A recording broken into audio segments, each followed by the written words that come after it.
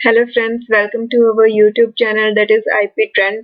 और आज हम डिस्कस करने जा रहे हैं डाटा फ्रेम्स की सॉर्टिंग के बारे में।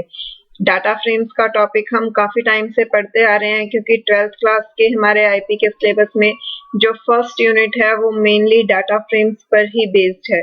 सिलेबस चेंज होने के बाद जो हमारा न्यू सिलेबस आया है, फर्स्ट यूनिट हमारी 30 मार्क्स की है और उस 30 मार्क्स में से जो हमारा मोस्टली पार्ट है वो डाटा फ्रेम्स पे कवर हो रहा है। डाटा फ्रेम्स के बेसिक की हम ऑलरेडी 13 वीडियोस की हमने एक अलग से सीरीज बनाई थी जिसमें हमने डाटा फ्रेम्स के सारे बेसिक ऑपरेशंस के बारे में पढ़ा था।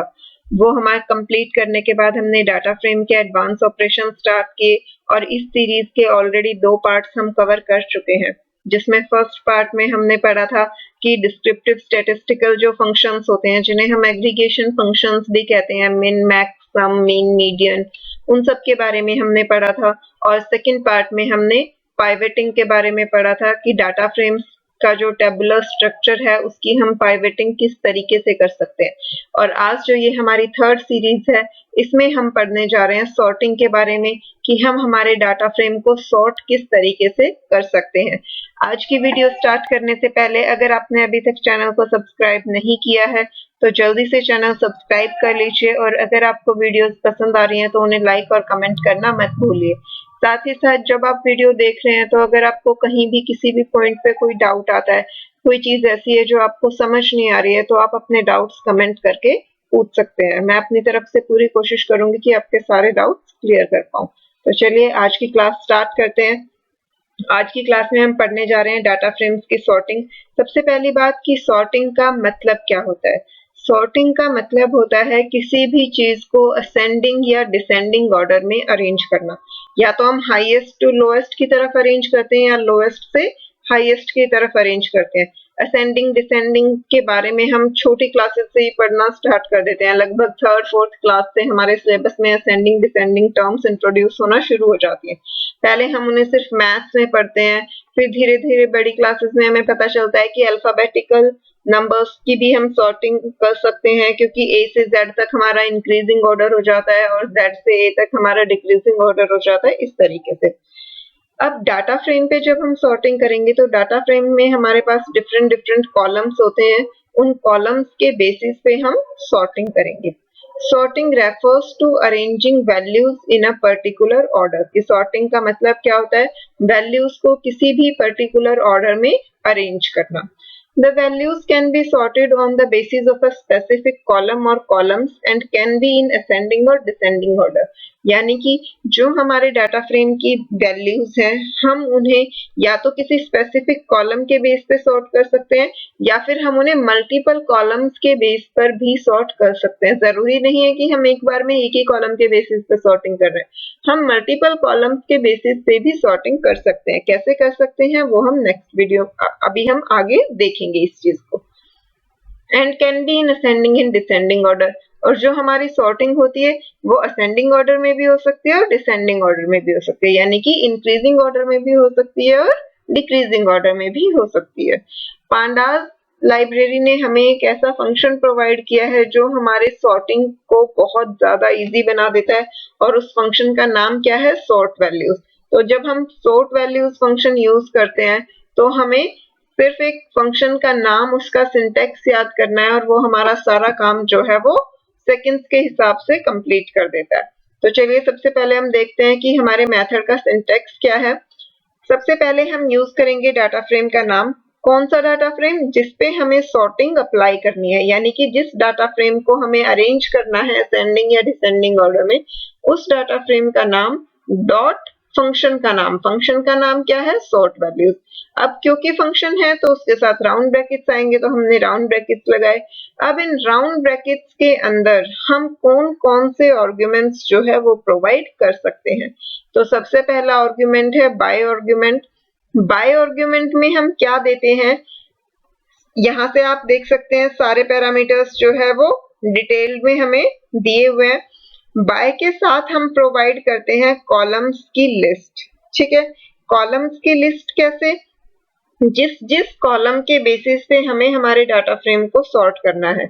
यानी कि मान लीजिए हमारे डाटा फ्रेम में अगर 4 कॉलम है तो अगर मुझे सिर्फ किसी एक कॉलम के बेसिस पे सॉर्टिंग करनी है तो मैं उस एक कॉलम का नाम यहाँ दे दूंगी। मुझे 2 कॉलम के बेसिस पे सॉर्टिंग करनी है तो 2 कॉलम्स का नाम यहाँ दे दूंगी। 3 कॉलम्स के बेसिस पे सॉर्टिंग करनी होगी तो 3 कॉलम्स का दे दूंगी।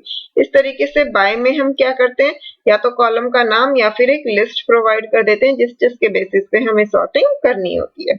यहाँ आप देख भी सकते हैं स्ट्रिंग और लिस्ट ऑफ स्ट्रिंग, या फिर आप इसे कह सकते हैं नेम और list of name to sort by. यानी कि या तो हम स्ट्रिंग है, हमें पता है कि हमारे कॉलम्स की हेडिंग जो होती हैं वो जनरली लेबल्स होते हैं जो कि स्ट्रिंग फॉर्म में होते हैं, बट ऐसा कोई हार्ड एंड फास्ट रूल नहीं है, मे बी वो इंटीजर भी हो सकते हैं। तो स्ट्रिंग हो, इंटीजर हो, कुछ भी हो, हमारे कॉलम के नेम्स हम बाय के साथ क्या यूज करेंगे, कॉलम नेम्स यूज करेंगे जिनके बेसिस पे हमें सॉर्टिंग करनी है। If axis is 0, next argument क्या है हमारा, axis is equal to 0। ठीक है, तो axis की वैल्यू हमारे पास दो ही हो सकती है, या तो 0 या फिर 1। ठीक है, डिफॉल्ट वैल्यू जो होती है axis की वो 0 होती है, यानी कि कॉलम वाइज सॉर्टिंग होती है। अगर axis की वैल्यू 1 होगी तो रो वाइज सॉर्टिंग हो जाएगी। If axis is 0 or index, then by may contain index level or we can say column labels. यानी कि जब हमारे पास एक्सेस की वैल्यू 0 होगी तो बाय आर्गुमेंट में हम क्या प्रोवाइड करेंगे, कॉलम लेबल्स प्रोवाइड करेंगे। ठीक है, और जब हमारे पास एक्सेस की वैल्यू 1 होगी तो हम बाय लेबल में क्या प्रोवाइड करेंगे, रो के नेम्स प्रोवाइड करेंगे, यानी कि इंडेक्स लेबल्स प्रोवाइड करेंगे। ठीक है, एक्सेस की वैल्यू मैंने अभी आपको बताया 0 और 1 हो सकती है, डिफॉल्ट 0 होती है। अगर 0 है तो कॉलम्स के बेसिस पे सॉर्टिंग होती है और इसीलिए हम बाय आर्गुमेंट में कॉलम्स के नाम प्रोवाइड करते हैं। अगर एक्सेस की वैल्यू 1 है तो रो के बेसिस पे सॉर्टिंग होती है और इसीलिए हम बाय आर्गुमेंट में इंडेक्स लेबल या रो लेबल्स प्रोवाइड करते हैं। ठीक है, ये सारी चीजें हम प्रैक्टिकली करके देखेंगे तो आपको टेंशन लेने की जरूरत नहीं है। अगर कोई भी स्टूडेंट ऐसा है जिसे अभी एट प्रेजेंट समझ नहीं आ रहा तो आप टेंशन मत लीजिए, जब मैं आपको प्रैक्टिकल करके दिखाऊंगी तो आपको ये सारी चीजें जो है वो बहुत इजीली क्लियर हो जाएंगी। ठीक है, अब नेक्स्ट हम देखते हैं। नेक्स्ट हमारा आर्गुमेंट है असेंडिंग। असेंडिंग की वैल्यू डिफॉल्ट जो होती है वो हमारी ट्रू होती है, यानी कि जब हम अपने सॉर्ट वैल्यू फंक्शन के अंदर असेंडिंग आर्गुमेंट प्रोवाइड नहीं करते तो हमारा डाटा जो है वो किस में अरेंज हो जाता है, असेंडिंग ऑर्डर में अरेंज हो जाता है।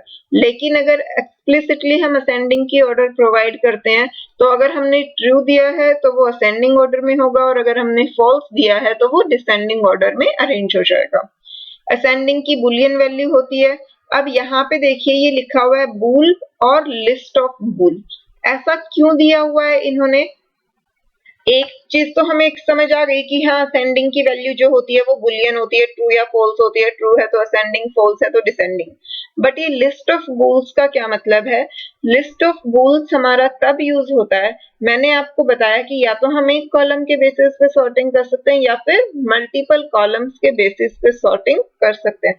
अब मान लीजिए मेरे पास एक डाटा फ्रेम है जिसमें नेम है, रोल नंबर है और मार्क्स है। ठीक है, अगर मैं सिर्फ नेम के बेसिस पे सॉर्टिंग कर रही हूँ तो बाय में मैंने कॉलम नेम दे दिया नेम, असेंडिंग मैंने ट्रू कर दिया और हमारा काम जो है वो कंप्लीट हो गया।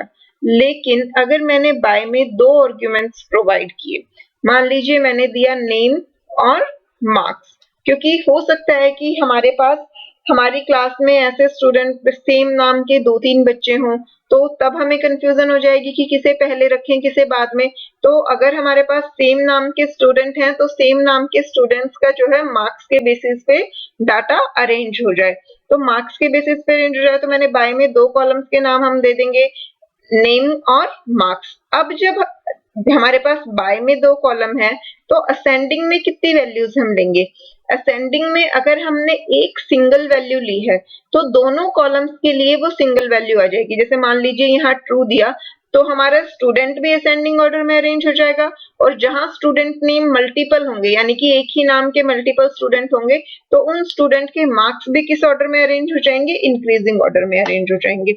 लेकिन अगर मैं यहाँ 2 वैल्यूज दे देती हूँ, मान लीजिए पहली वैल्यू मैंने दे दी फॉल्स और दूसरी दे दी ट्रू, तो जिस कॉलम का नाम मैंने पहले लिखा होगा वो डिसेंडिंग ऑर्डर में अरेंज हो जाएगा, यानी कि मेरा जो नेम वाला कॉलम है अब वो डिसेंडिंग में होगा और मार्क्स वाला जो है असेंडिंग में होगा।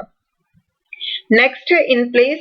इन प्लेस का मतलब है जब हम डाटा फ्रेम पे सॉर्ट वैल्यू अप्लाई करते हैं तो बाय डिफॉल्ट क्या होता है, एक नया डाटा फ्रेम क्रिएट होता है जो कि एक पर्टिकुलर ऑर्डर में अरेंज होता है, इधर असेंडिंग और डिसेंडिंग। बट अगर हम इन प्लेस की वैल्यू ट्रू कर दें, क्योंकि डिफॉल्ट इन प्लेस फॉल्स है तो इसका मतलब है नया डाटा फ्रेम क्रिएट होगा।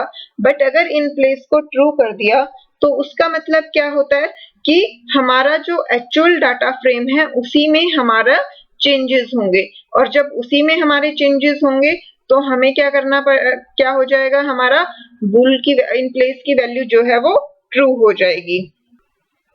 नेक्स्ट आर्ग्यूमेंट है हमारा एनए पोजीशन।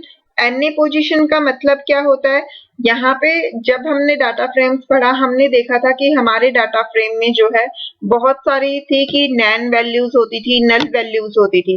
तो एनए पोजीशन का मतलब है कि जो हमारे कॉलम में नैन वैल्यूज हैं हमें उनकी पोजीशन क्या रखनी है। तो इसकी दो ही वैल्यूज हम दे सकते हैं, इधर फर्स्ट और लास्ट।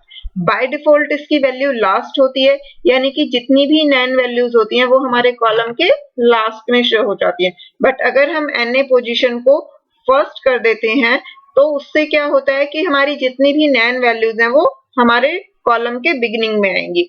ये देखिए, आप देख सकते हैं यहाँ से डिफॉल्ट लास्ट होता है, first puts NaN values at the beginning. लेकिन अगर हम एनए पोजीशन की वैल्यू फर्स्ट दे देते हैं तो वो क्या करेगा, सारी नैन्स को बिगिनिंग में रख देगा, और लास्ट क्या करता है, put NaNs at the end. ठीक है। Kind is equal to quick sort, इसकी आपको जरूरत नहीं है, ये सिर्फ हमें ये दिया हुआ है कि पाइथन जो है वो कौन सी सॉर्टिंग टेक्नोलॉजी यूज करे। अभी आपके सिलेबस में सॉर्टिंग टेक्नोलॉजीज नहीं है, लाइक हमारे पास बहुत सारे होते हैं, selection sort, bubble sort, merge sort, quick sort. तो हम कौन सी सॉर्टिंग टेक्नोलॉजी यूज करना चाहते हैं वो हम यहाँ काइंड में मेंशन करते हैं, बट वो हमारे सिलेबस के स्कोप से बाहर है तो इसलिए हम इस पॉइंट को डिटेल में डिस्कस नहीं कर रहे। जिस भी स्टूडेंट को कोई भी आर्गुमेंट समझ ना आया हो, यहाँ हमने 5 आर्गुमेंट्स पढ़े हैं, अगर इनमें से कोई भी आर्गुमेंट ऐसा है जो समझ नहीं आया हो तो आप टेंशन मत लीजिए, अभी मैं आपको प्रैक्टिकली करके दिखाऊंगी तो आपको सारा डाटा जो है वो क्लियर हो जाएगा, आपके माइंड में पिक्चर एकदम क्लियर रहेगी। तो इसलिए घबराने की जरूरत नहीं है। जब हम थ्योरेटिकली पढ़ रहे हैं तो कई बार ऐसा लगता है कि हमें तो कुछ समझ ही नहीं आ रहा कि टीचर क्या बोल रहा है, तो इसलिए जब प्रैक्टिकल करेंगे तो ज्यादा इजीली कवर हो जाएगा। अब यहाँ पे जो बुक में आपको एग्जाम्पल दिया गया है, बुक में हमने जो DF1 क्रिएट किया था, जिन्होंने इस चैप्टर की प्रीवियस 2 वीडियोस देखी हैं उन्हें पता होगा कि DF1 हमने एक डाटा फ्रेम लिया था, उस डाटा फ्रेम में हमारे पास 4 कॉलम्स थे। जिन स्टूडेंट्स ने प्रीवियस वीडियोस नहीं देखी हैं, मैंने डिस्क्रिप्शन बॉक्स में आपको लिंक दिया हुआ है, आप वहां से वो वीडियोस देख सकते हैं। बट फिर भी मैं आपको एक बार एक्चुअल डाटा फ्रेम जो है दिखा देती हूँ कि DF1 हमारा कौन सा डाटा फ्रेम है, ताकि सभी स्टूडेंट्स को जो है इजीली समझ आए। ये देखिए, ये है हमारा डाटा फ्रेम DF1। इस DF1 डाटा फ्रेम में हमारे पास 4 कॉलम्स हैं, classes, country, quarter and tutor. ये हमें दिया हुआ है कि यहाँ पे ये ट्यूटर्स के नेम है, किस किस ट्यूटर ने कौन कौन से क्वार्टर में किस किस कंट्री में क्लासेस ली और कितनी क्लासेस ली। तो ये डाटा फ्रेम था हमारा एक्चुअल, जिसमें हमारे पास 4 कॉलम्स थे। अब हम इसी डाटा फ्रेम पे क्या कर रहे हैं, सॉर्टिंग अप्लाई कर रहे हैं। हम जब प्रैक्टिकल करेंगे तो हम इस डाटा फ्रेम पे भी करके देखेंगे और खुद से एक अलग डाटा फ्रेम भी बनाएंगे, उस पे भी करके देखेंगे। अब DF1 पे जब हम सॉर्टिंग करेंगे तो हमने सिंटैक्स फॉलो किया। सबसे पहले डाटा फ्रेम का नाम, डॉट फंक्शन का नाम डेट इज सॉर्ट वैल्यूज, उसके बाद ब्रैकेट में हमने कॉलम का नाम प्रोवाइड किया। कंट्री के बेसिस पे हम सॉल्व कर रहे हैं इसे। हमने देखा था हमारे पास 4 कॉलम थे, आप यहाँ पे भी देख सकते हो, क्लासेस, कंट्री, क्वार्टर और ट्यूटर, ये 4 कॉलम थे। इन चारों में से किसी के बेसिस पर भी हम सॉर्टिंग जो है वो कर सकते हैं। हमारा जो कंपल्सरी आर्गुमेंट होता है वो सिर्फ एक ही होता है, डेट इज बाय आर्गुमेंट। ये हमने यहाँ पे इतने सारे आर्गुमेंट पढ़े थे, इनमें से सबकी देखिए डिफॉल्ट वैल्यू थी। एक्सेस की भी डिफॉल्ट वैल्यू 0 है, नहीं प्रोवाइड किया तो यानी कि कॉलम वाइज। असेंडिंग की भी डिफॉल्ट वैल्यू ट्रू है, यानी कि अगर हमने ये प्रोवाइड नहीं किया तो बाय डिफॉल्ट असेंडिंग में अरेंज हो जाएगा। इन प्लेस फॉल्स है, यानी कि अगर इन प्लेस की वैल्यू हमने नहीं दी तो बाय डिफॉल्ट हमारा नया डाटा फ्रेम क्रिएट होगा जो अरेंज होगा, एक्चुअल डाटा फ्रेम में कोई चेंजेस नहीं आएंगे। काइंड की वैल्यू की क्विक सॉर्ट टेक्नोलॉजी यूज होगी और नैन वैल्यूज जो है वो लास्ट में स्टोर हो जाएंगी। तो ये सारे आर्गुमेंट्स जो है वो ऑप्शनल है, कंपल्सरी सिर्फ एक ही आर्गुमेंट है, बाय आर्गुमेंट। ठीक है, तो वही हमने यहाँ पे किया है। फर्स्ट हमने सिर्फ और सिर्फ कॉलम का नाम प्रोवाइड किया जिसके बेसिस पे हम सॉर्टिंग कर रहे हैं। तो यहाँ पे जब हमने कॉलम नेम कंट्री दिया तो कंट्री के बेसिस पे सॉर्टिंग हो जाएगी। अब क्योंकि हमने असेंडिंग की वैल्यू नहीं दी तो बाय डिफॉल्ट असेंडिंग ट्रू माना जाएगा, यानी कि हमारा डाटा असेंडिंग ऑर्डर में होगा। हमारे पास आप देख सकते हैं अब यहाँ पे सबसे पहले बी वाली जो कंट्री थी वो आई, दैट इज ब्राजील, उसके बाद जापान, देन यू से हमारे पास दो कंट्रीज थी यूके एंड यूएसए। तो फर्स्ट लेटर दोनों का सेम है यू, तो हमने सेकंड लेटर को कंपेयर किया। के की पोजीशन जो है वो एस से पहले आती है, इसलिए पहले यूके आया और उसके बाद यूएसए वाली सारी क्लासेस जो हैं वो आ गई। ठीक है, जब कंट्री के बेसिस पे किया था तो कंट्री के नाम के अकॉर्डिंग सॉर्ट हो गया। बट ये जो ब्राजील वाली जितनी भी कंट्री के नेम्स हैं हमारे पास, ये हमारे पास कितनी रो है? टोटल 5 रो हैं। इन पांचों रो में से कौन सी रो पहले आ रही है उसका ऑर्डर हमने स्पेसिफाई नहीं किया है, यानी कि ब्राजील की पांचों रो में से कोई भी रो पहले आ सकती है। अभी आया है 40 ब्राजील 1 वेंकट, लेकिन इट मे बी पॉसिबल कि नेक्स्ट टाइम जब रन करो तो पहले आ जाए 24 ब्राजील 3 ताहिरा। ठीक है, तो यहाँ पे हमने कोई और पर्टिकुलर ऑर्डर डिफाइन नहीं किया। अब जब इसके बाद हम किसी और कॉलम के बेसिस पे करेंगे इसी तरीके से तो किसी और पे हो जाएगा। लेकिन अगर हमें ये करना हो कि हमें ब्राजील वाली जितनी भी कंट्री हैं, यानी कि ये जो 5 रो हैं, अगर ये 5 रो अब सेम है लेकिन इनमें से भी सॉर्टिंग हो जाए किसके बेसिस पे? ट्यूटर के नाम के बेसिस पे, तो हम 2 आर्ग्यूमेंट्स प्रोवाइड कर देंगे, कंट्री कोमा ट्यूटर। ठीक है, देखते हैं नेक्स्ट एग्जांपल। नेक्स्ट एग्जांपल जो है सेम ऐसा ही है। इस वाले में हमने सिर्फ क्या किया है कि कॉलम का नाम कंट्री की जगह क्या दिया है? ट्यूटर दिया है, यानी कि अब ट्यूटर वाइज डाटा जो है अरेंज हो जाएगा। तो सबसे पहले ए से हमारे पास एक ही ट्यूटर था अनुषा, उसका नाम आया, देन गुरजोत, उसके बाद Jacob, then Tahir and then Venkat. तो आप देख सकते हैं ट्यूटर वाला जो कॉलम है वो पूरा का पूरा कॉलम जो है असेंडिंग ऑर्डर में अरेंज हो गया है और उसी के अकॉर्डिंग हमारी वैल्यूज भी जो है वो चेंज हो गई। ठीक है, अब हम देखेंगे कि मल्टीपल कॉलम से कैसे कर सकते हैं। जैसा कि मैंने आपको अभी अभी बताया था कि हमने जब कंट्री के नाम पे किया हमारे पास कंट्री की मल्टीपल रोज थी। अब अगर हम with in a country tutor के बेस पे करना चाह रहे हैं तो हम कैसे करेंगे? अब यहाँ भी आप ये देखिए हमने डाटा फ्रेम का नाम डॉट सॉर्ट वैल्यूज दिया और अब ब्रैकेट में हमने मल्टीपल कॉलम नेम्स प्रोवाइड किए। तो मल्टीपल कॉलम नेम्स को हम डायरेक्टली नहीं लिख सकते, हमें उन्हें लिस्ट की फॉर्म में प्रोवाइड करना पड़ेगा। तो हमने क्या लगाए हैं? स्क्वायर ब्रैकेट्स लगाए हैं और स्क्वायर ब्रैकेट्स के अंदर जो है कॉलम्स के नाम प्रोवाइड किए हैं। ठीक है, यहाँ हमने पहले कंट्री दिया है तो यानी कि पहले कंट्री के बेसिस पे डाटा अरेंज होगा। पहले कंट्री वाला कॉलम जो है वो असेंडिंग ऑर्डर में अरेंज हो जाएगा। जब वो कॉलम अरेंज हो गया फिर उसके बाद हम किसके बेसिस पे करेंगे? ट्यूटर के बेसिस पे करेंगे। अब आप देख सकते हैं ब्राजील के अंदर भी जितने भी ये ट्यूटर नेम्स थे वो सारे असेंडिंग ऑर्डर में अरेंज है। दैट इज पहले जकोब आया, देन ताहिरा, देन वेंकट। ठीक है, ये यहाँ पे एक मिसप्रिंट है आपकी बुक में कि ये ब्राजील के आगे ये अनुषा जो यहाँ पे दिया हुआ है ये हमारा फर्स्ट नंबर पे आएगा क्योंकि हमारा ट्यूटर भी जो है वो किस में है? असेंडिंग ऑर्डर में है। आप बाकी सब में वेरीफाई कर सकते हैं, सेम चीज है। जापान के लिए हमारे पास कितने कॉलम है, कितनी रोज है? 4 रो है। तो इन चारों रोज के लिए देखिए पहले हमारा अनुषा वाला ट्यूटर आया, देन अगेन अनुषा की 2 वैल्यूज थी, then Gurjot and then Tahir. आप देख सकते हैं ये चारों कॉलम्स जो ये चारों वैल्यूज जो है असेंडिंग में है। देन यूके स्टार्ट हुआ, यूके की हमारे पास कितनी वैल्यूज हैं? 3 वैल्यूज हैं। इसमें यहाँ पे ट्यूटर नेम देखिए अनुषा, गुरजोत और जकोब, ये भी तीनों जो हैं असेंडिंग ऑर्डर में है। पहले ए वाला, देन जी, देन जे। उसके बाद यूएसए के लिए स्टार्ट हुआ, यूएसए की भी हमारे पास मल्टीपल वैल्यूज थी तो यूएसए वाले कॉलम में यहाँ पर देखिए ये यहाँ से स्टार्ट हो रहा है। तो सबसे पहले जी वाली वैल्यू आई, then J, then T and then V. ठीक है, तो यानी कि पहले हमारे कंट्री के बेस पे सॉर्ट हुआ और विद इन दैट कंट्री हमारा डाटा जो है किस बेसिस पे सॉर्ट हुआ? ट्यूटर नेम के बेसिस पे सॉर्ट हुआ। सिमिलरली ये हमारा नेक्स्ट एग्जाम्पल जो था हमने पहले ट्यूटर के बेस पे किया था तो सबसे पहले ट्यूटर वाला कॉलम असेंडिंग ऑर्डर में अरेंज होगा और ट्यूटर जहां पे मल्टीपल नेम्स होंगे उधर कंट्री के बेसिस पे हो जाएगा। ठीक है, लाइक सबसे पहले हमारा अनुषा वाला अनुषा नेम आया अब अनुषा से हमारे पास 4 रोज थी अनुषा की, तो ये चारों रोज अब किस बेसिस पे हो जाएंगी? कंट्री के बेस पे। तो आप यहाँ देख सकते हैं पहले ब्राजील, देन जापान और देन यूके आया, ठीक है। उसके बाद गुरजोत का नेम आया, गुरजोत की भी हमारे पास 4 रोज थी, तो ये चारों रोज भी कंट्री के बेस पे हो जाएंगी। तो ये देखिए जापान, यूके, यूएसए, ठीक है। नेक्स्ट हमारे पास जकोब की 4 रोज थी, जकोब की रोज भी आप यहाँ पे देख सकते हैं ब्राजील, यूके एंड यूएसए। तो हमारा जो कंट्री है वो भी किसमें अरेंज है? असेंडिंग ऑर्डर में। तो इस तरीके से हम मल्टीपल कॉलम्स के बेसिस पे डाटा अरेंज कर सकते हैं। हम चाहे तो यहाँ एक तीसरा कॉलम भी अरेंज कर सकते हैं। जैसे आप देखिए यहाँ अनुषा वाले कॉलम में जापान जो है वो 2 टाइम्स आ रहा था, ठीक है। यहाँ गुरजोत वाले में भी यूएसए 2 टाइम्स आ रहा था।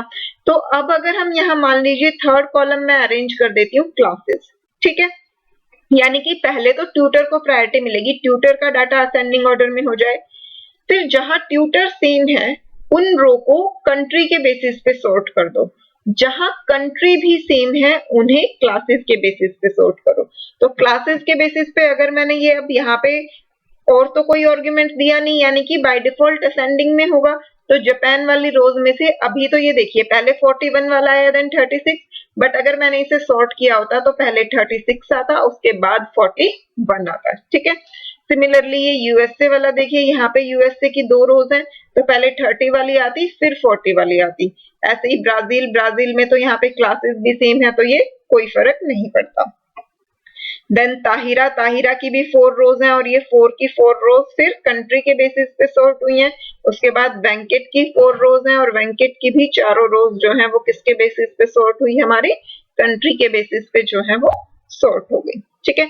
अब हम इस पार्ट को एक बार प्रैक्टिकली स्टार्ट करते हैं, क्योंकि बहुत देर से हम थ्योरी थ्योरी किए जा रहे हैं और आई थिंक कई स्टूडेंट ऐसे भी होंगे जिनके सर के ऊपर से चीजें जाना शायद शुरू हो गई होंगी कि पता नहीं मैम क्या बोले जा रही है, हमें तो कुछ समझ ही नहीं आ रहा। अब ये आपके सामने खुला हुआ है एनाकोंडा से स्पाइडर सॉफ्टवेयर। इस सॉफ्टवेयर को यूज करके ही हमने सारे प्रैक्टिकल्स किए हैं। ये हमारा लास्ट क्लास वाला प्रैक्टिकल है, जब हम पाइवेट टेबल पढ़ रहे थे हमने डाटा फ्रेम क्रिएट किया था और उस डाटा फ्रेम की हमने पाइवेटिंग की थी। तो फिलहाल हमें पाइवेटिंग की तो जरूरत ही नहीं है, तो पहले तो हम इसको डिलीट कर देते हैं। उसके बाद ये हमारा डीएफ भी डिलीट हो गया क्योंकि इसमें हमने पाइवेट टेबल को स्टोर किया था। अब मैं आपको दोनों करके दिखाऊंगी। मे बी कुछ स्टूडेंट्स यहाँ ऐसे होंगे जो बिल्कुल फ्रेश से देख रहे होंगे, तो मैं आपको नया डाटा फ्रेम भी क्रिएट करके दिखाऊंगी, बट हम इस डाटा फ्रेम पे भी रन करके देखेंगे। तो हम इस फाइल को भी सेव करके रख लेते हैं और अब हम ले लेते हैं एक नई फाइल। ये हमारी न्यू फाइल है, इस फाइल में हम बिगनिंग से अपना प्रोग्राम शुरू करेंगे। अब हमें सॉर्टिंग करनी है डाटा की, तो जब हमें डाटा की सॉर्टिंग करनी है तो पहले तो हमारे पास डाटा फ्रेम होना चाहिए, तभी हम सॉर्टिंग कर पाएंगे। तो डाटा फ्रेम के लिए सबसे पहले हमें डाटा फ्रेम क्रिएट करना पड़ेगा। तो डाटा फ्रेम की क्रिएशन के लिए हम सबसे पहले लाइब्रेरीज इंपोर्ट करते हैं। तो हम दोनों लाइब्रेरीज इंपोर्ट कर लेंगे, import pandas as pd and import numpy as np। जिन स्टूडेंट्स को ये नहीं पता है कि डाटा फ्रेम की क्रिएशन कैसे होती है, एरेज की क्रिएशन कैसे होती है, वो स्टूडेंट बिगनिंग वाले पार्ट जो है वो देख सकते हैं। डाटा फ्रेम की जो हमारी बिगनिंग की वीडियोस थी उसमें हमने डाटा फ्रेम की क्रिएशन को डिटेल में डिस्कस किया है। डाटा फ्रेम के बेसिक पार्ट की प्लेलिस्ट का मैंने डिस्क्रिप्शन बॉक्स में लिंक दिया हुआ है, वहां से आप अगर बिगनिंग की 2 वीडियोस को भी देखेंगे तो उससे आपको जो है क्लियर आइडिया हो जाएगा कि डाटा फ्रेम जो है कैसे क्रिएट करते हैं। डाटा फ्रेम की क्रिएशन के हमारे पास बहुत सारे तरीके होते हैं। हम अपनी तरफ से इजीएस्ट वे ट्राई करते हैं जब हम सैंपल प्रोग्राम्स कर रहे होते हैं, बट अगर हमें डिटेल में क्रिएशन पढ़नी होती है तो हम उन सारे मेथड्स को पढ़ते हैं। तो चलिए डाटा फ्रेम क्रिएट करते हैं। डाटा फ्रेम को क्रिएट करने के लिए पहले हम एक डिक्शनरी क्रिएट कर लेंगे, क्योंकि डाटा फ्रेम को हम किसी 2D स्ट्रक्चर की हेल्प से ही क्रिएट कर सकते हैं। तो हम यहाँ पे एक 2D डिक्शनरी जो है वो क्रिएट कर लेते हैं। डिक्शनरी में जो डाटा होता है वो हमेशा की वैल्यू पेयर की फॉर्म में होता है। हम एक डाटा फ्रेम बना रहे हैं जिसमें हम स्टूडेंट का नाम, उसका रोल नंबर और उसके मार्क्स जो हैं वो स्टोर करेंगे। तो पहले हम स्टूडेंट के नेम्स ले लेते हैं। हम 5-6 स्टूडेंट्स ले लेते हैं, क्योंकि हमें एक सैंपल रन ही करना है। तो हमने यहाँ ले लिया राम, रमन, ये सारी स्ट्रिंग वैल्यूज हैं तो हम इन्हें कोट्स में रखेंगे, अदरवाइज तो हमें एरर मिलेगा। ठीक है, इसके बाद हम ले लेते हैं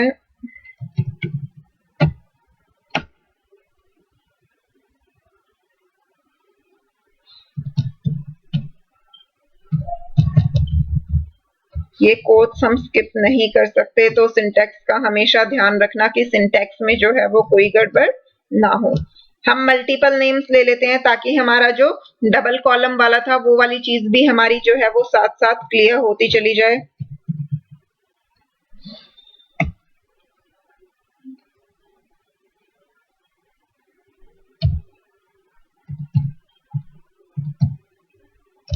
ये हमने 7 स्टूडेंट्स ले लिए, आई थिंक इनफ है।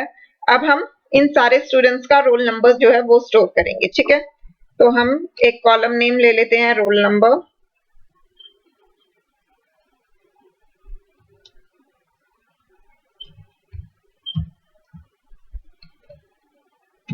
अब इसके बाद हम स्टूडेंट्स का रोल नंबर प्रोवाइड करेंगे। 7 स्टूडेंट्स हमने लिए हैं तो हम इन 7 स्टूडेंट्स का रोल नंबर जो है वो प्रोवाइड कर देते हैं। 23 हम ऑलरेडी ले चुके हैं तो इसे 21 कर देते हैं। ये 6 नंबर्स हमने ले लिए, एक नंबर हम और ले लेते हैं। ठीक है, ये हमारे पास 7 स्टूडेंट्स के जो हैं वो रोल नंबर स्टोर हो गए। अब हम इनके मार्क्स स्टोर करेंगे, तो हमने कॉलम का नाम ले लिया मार्क्स।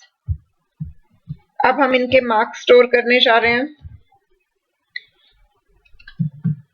मार्क्स हम ले लेते हैं 67, 65, 87, 76, 89 एंड 98।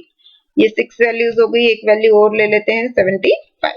ठीक है, अब हमारी डिक्शनरी जो है क्रिएट हो गई। इस फाइल को हम सेव कर लेते हैं।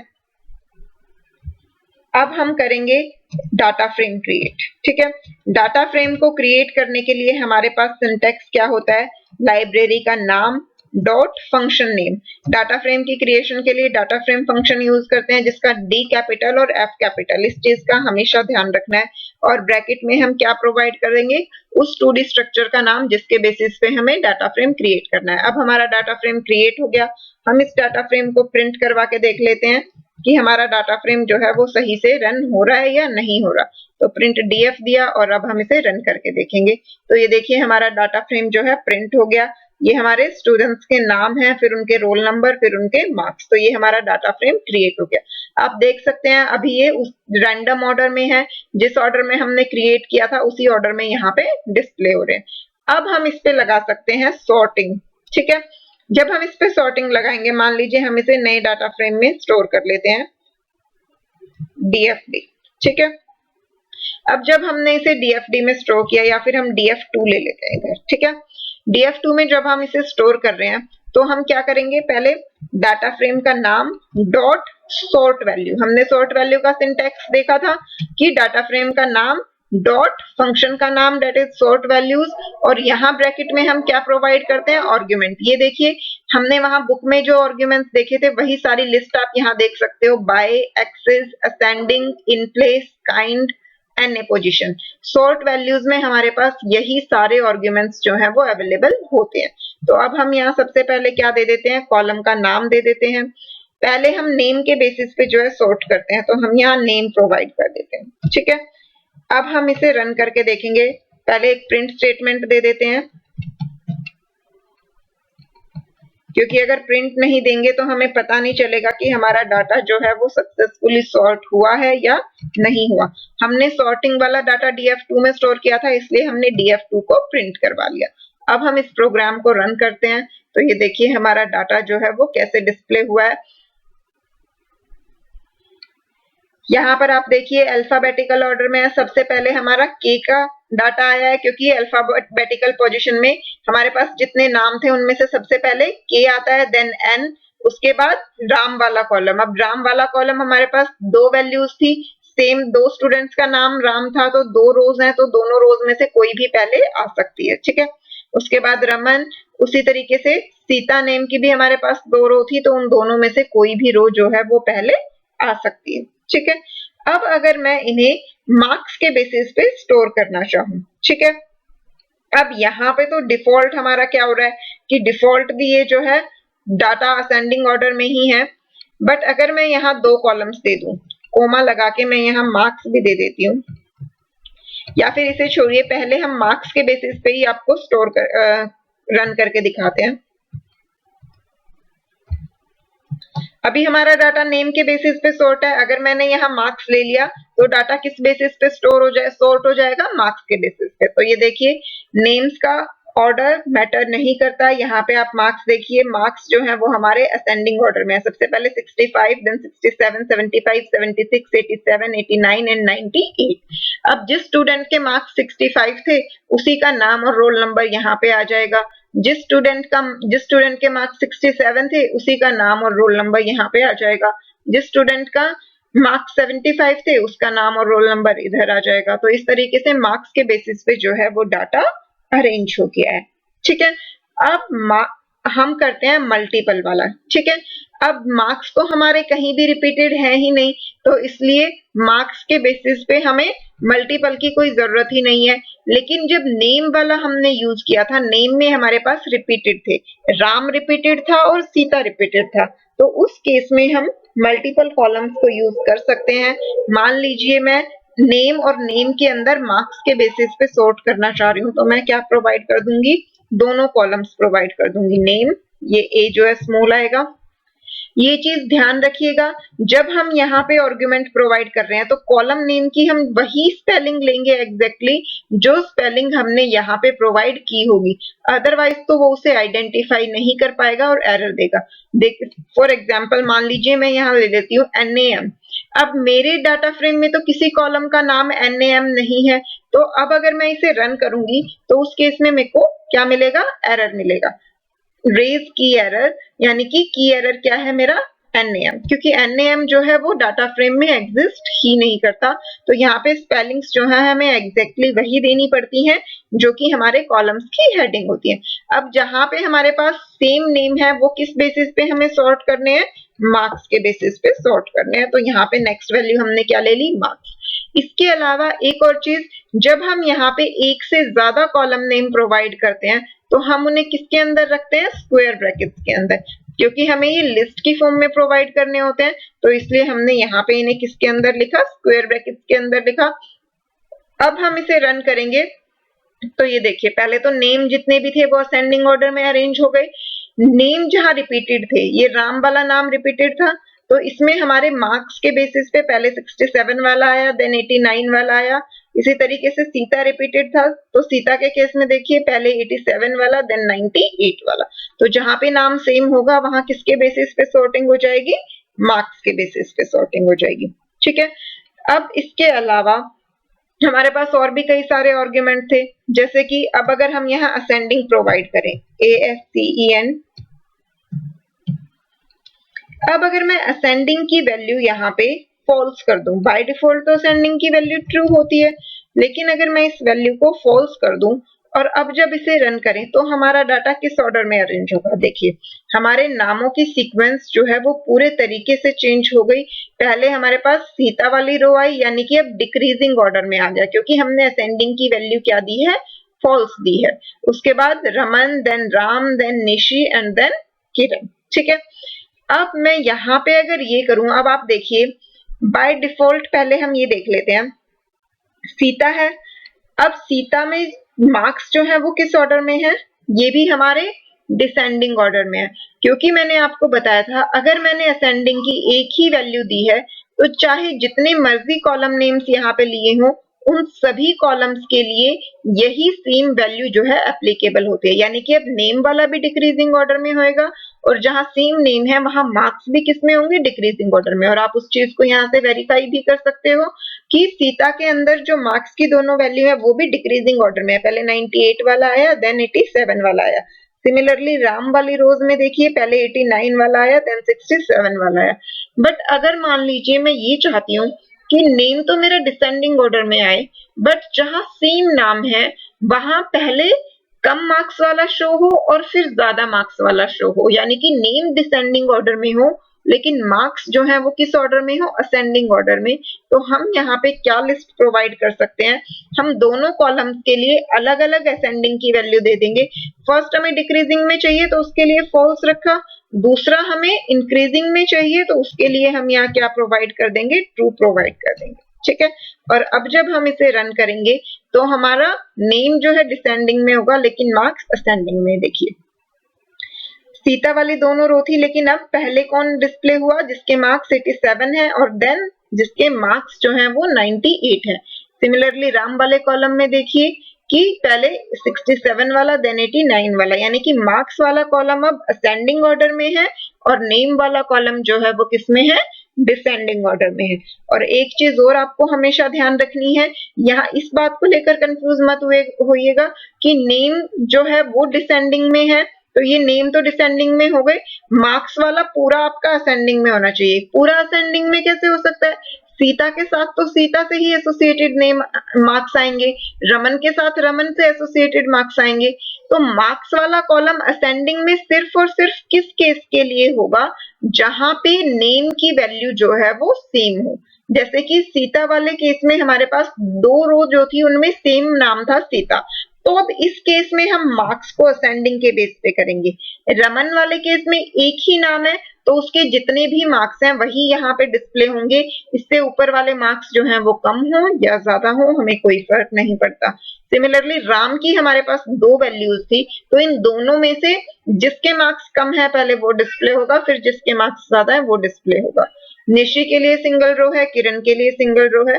तो आई होप ये चीज जो है सबको समझ आ गई होगी। फिर भी कोई भी स्टूडेंट ऐसा है जिसे कुछ भी डाउट हो तो आप अपने डाउट्स जो है वो कमेंट करके पूछ सकते हैं। अब हम चलते हैं बुक पे और देखते हैं नेक्स्ट पार्ट हमारा। ये देखिए, ये हमने अभी अभी ऑलरेडी करके देख ही लिया है। जब हमने मल्टीपल वैल्यूज दी तो हमने असेंडिंग की वैल्यू को क्या किया, फॉल्स किया, यानी कि अब ये दोनों कॉलम जो है किस में हो जाएंगे, डिसेंडिंग ऑर्डर में। पहले ट्यूटर वाइज, यानी कि पहले ट्यूटर वाला कॉलम डिसेंडिंग में होगा। आप देखिए पहले सारे वेंकट वाले आए, then Tahira, then Jacob, then Gurjot and then Anusha. इस तरीके से पूरा का पूरा कॉलम जो है वो किसमें है, डिसेंडिंग ऑर्डर में। लेकिन जब ट्यूटर, जहां पे मल्टीपल ट्यूटर्स हैं, यानी कि सेम ट्यूटर कई बार रिपीट हो रहा है, तो वो ट्यूटर किसके बेसिस पे होगा, कंट्री के बेसिस पे, और कंट्री भी यहाँ किसमें होगी, डिक्रीजिंग ऑर्डर में होगी, ठीक है, डिसेंडिंग ऑर्डर में होगी। तो आप देख सकते हैं वेंकट के केस में पहले यूएसए आया, उसके बाद ब्राजील आया।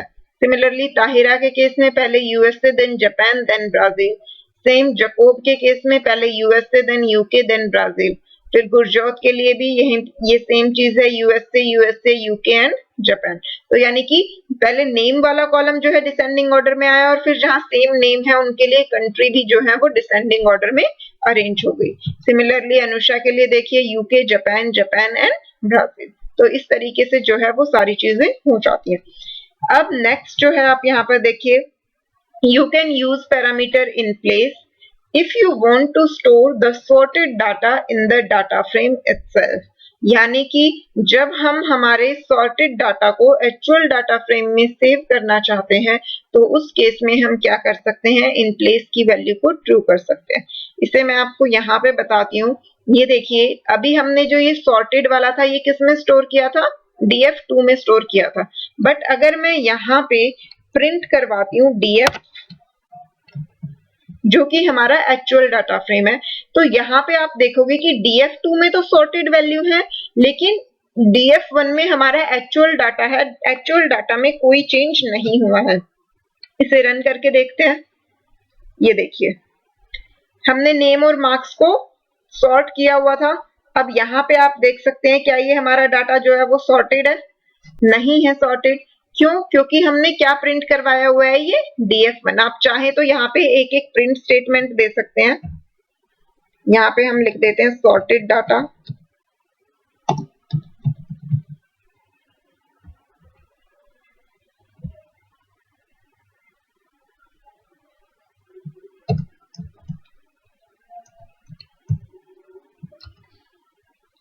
और इससे पहले भी हम प्रिंट स्टेटमेंट दे देते हैं।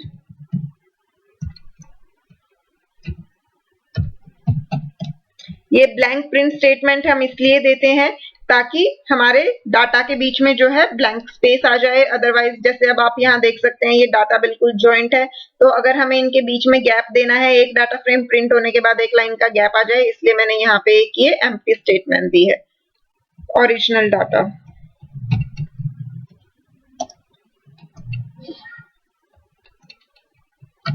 ठीक है, अब हम इसे डिस्प्ले करवाते हैं। तो ये देखिए ओरिजिनल डाटा हमारा सेम एज इट इज है, जैसा हमने क्रिएट किया था पहले, राम देन रमन सीता किरण राम सीता निशि, ये वही सेम ऑर्डर है, इसमें कोई चेंज नहीं हुआ। ऊपर जो है वो हमारा सॉर्टेड डाटा जो हमने डिस्प्ले करवाया, ये देखिए ये हमारा सॉर्टेड डाटा है। तो ये हमारा किसमें है, पर्टिकुलर ऑर्डर में अरेंज है, जिसके बेसिस पे हमने सॉर्टिंग की थी। लेकिन अगर हम चाहते हैं कि हमारा ये जो ओरिजिनल डाटा है इसी में चेंजेस हो जाएं, तो उसके लिए हम यहाँ पे क्या करेंगे, एक आर्गुमेंट प्रोवाइड कर देंगे इन प्लेस, और इन प्लेस की वैल्यू हम क्या कर देंगे, true. By default in place की वैल्यू फॉल्स होती है। अब जब हमने इसे ट्रू कर दिया और हम रन करेंगे तो हमारा ओरिजिनल डाटा जो होगा वो भी क्या डिस्प्ले होगा, सॉर्टेड डिस्प्ले होगा। ये देखिए अब हमारा ओरिजिनल डाटा भी क्या है, सॉर्टेड है। जैसा कि हमने क्रिएट किया था वो वैसा नहीं रहा, क्योंकि इन प्लेस की वैल्यू हमने ट्रू की है, यानी कि हमारा जो ओरिजिनल डाटा फ्रेम है उसमें भी हमारे चेंजेस हो गए। बाय डिफॉल्ट इन प्लेस की वैल्यू फॉल्स होती है, इसका मतलब जो हमारा ओरिजिनल डाटा फ्रेम ये डीएफ होता है उसमें चेंजेस अप्लाई नहीं होते हैं। तो इस तरीके से अगर आपको रिक्वायरमेंट है तो आप इन प्लेस को यूज कर सकते हैं, अदरवाइज इन प्लेस यूज करने की कोई जरूरत नहीं होती है। ठीक है, नेक्स्ट है use N A position parameter to specify the position of NaN values. अब हमने जो एग्जांपल लिया, हमारे तो डाटा फ्रेम में कोई नैन वैल्यू नहीं थी, बट अगर हमारे डाटा फ्रेम में नैन वैल्यूज हैं तो अगर हमें उनको बिगिनिंग में रखना है तो हम क्या करेंगे, उस एन पोजीशन की वैल्यू फर्स्ट प्रोवाइड कर देंगे, अदरवाइज तो बाय डिफॉल्ट उसकी वैल्यू लास्ट जो है वो होती ही है। ठीक है, इसे भी हम यूज करके देख लेते हैं एक बार। यहाँ पे हम एन पोजीशन जो है वो प्रोवाइड कर देते हैं, पर उसे प्रोवाइड करने से पहले हमारे डाटा फ्रेम में हमें कोई नैन वैल्यू तो चाहिए, तो हम अपने डाटा फ्रेम में नैन वैल्यू ले लेते हैं। मान लीजिए यहाँ पे मैं ले लेती हूँ नैन,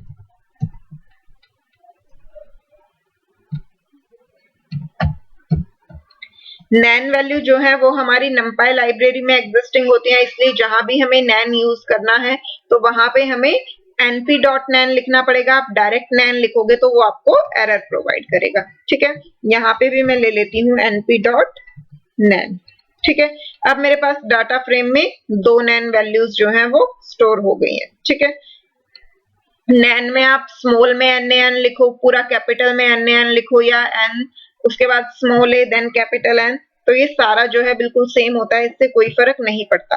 अब मैं यहाँ पे एन पोजीशन आर्गुमेंट प्रोवाइड नहीं कर रही है, जो मैंने सॉर्ट वैल्यू का यूज किया है। बाय डिफॉल्ट नैन की क्या होती है, लास्ट पोजीशन होती है, वो लास्ट में अरेंज हो जाते हैं। तो हम इसे रन करके देखते हैं कि क्या ऐसा हो रहा है या नहीं। तो ये देखिए, ये तो हमारा ओरिजिनल डाटा फ्रेम था, इसे फिलहाल के लिए हम हटा देते हैं क्योंकि अब हमें इसकी जरूरत नहीं है, हमने इन प्लेस को यहाँ से रिमूव कर दिया। ठीक है, अब हम इसे रन करके देखते हैं। ये देखिए, ये है हमारा सॉर्टेड डाटा, और इस सॉर्टेड डाटा में देखिए कि हमारी नैन वैल्यूज जो है वो दोनों की दोनों कहाँ आ रही है, लास्ट में आ रही है। ठीक है, अब अगर मैं चाहती हूँ कि मेरी नैन वैल्यूज जो है वो बिगिनिंग में आए, तो उसके लिए मुझे क्या करना पड़ेगा, मैं यहाँ पे एन पोजीशन प्रोवाइड कर दूंगी। N position is equal to क्या देंगे हम, वैल्यू फर्स्ट। ठीक है, अब हम इसे रन करके देखते हैं।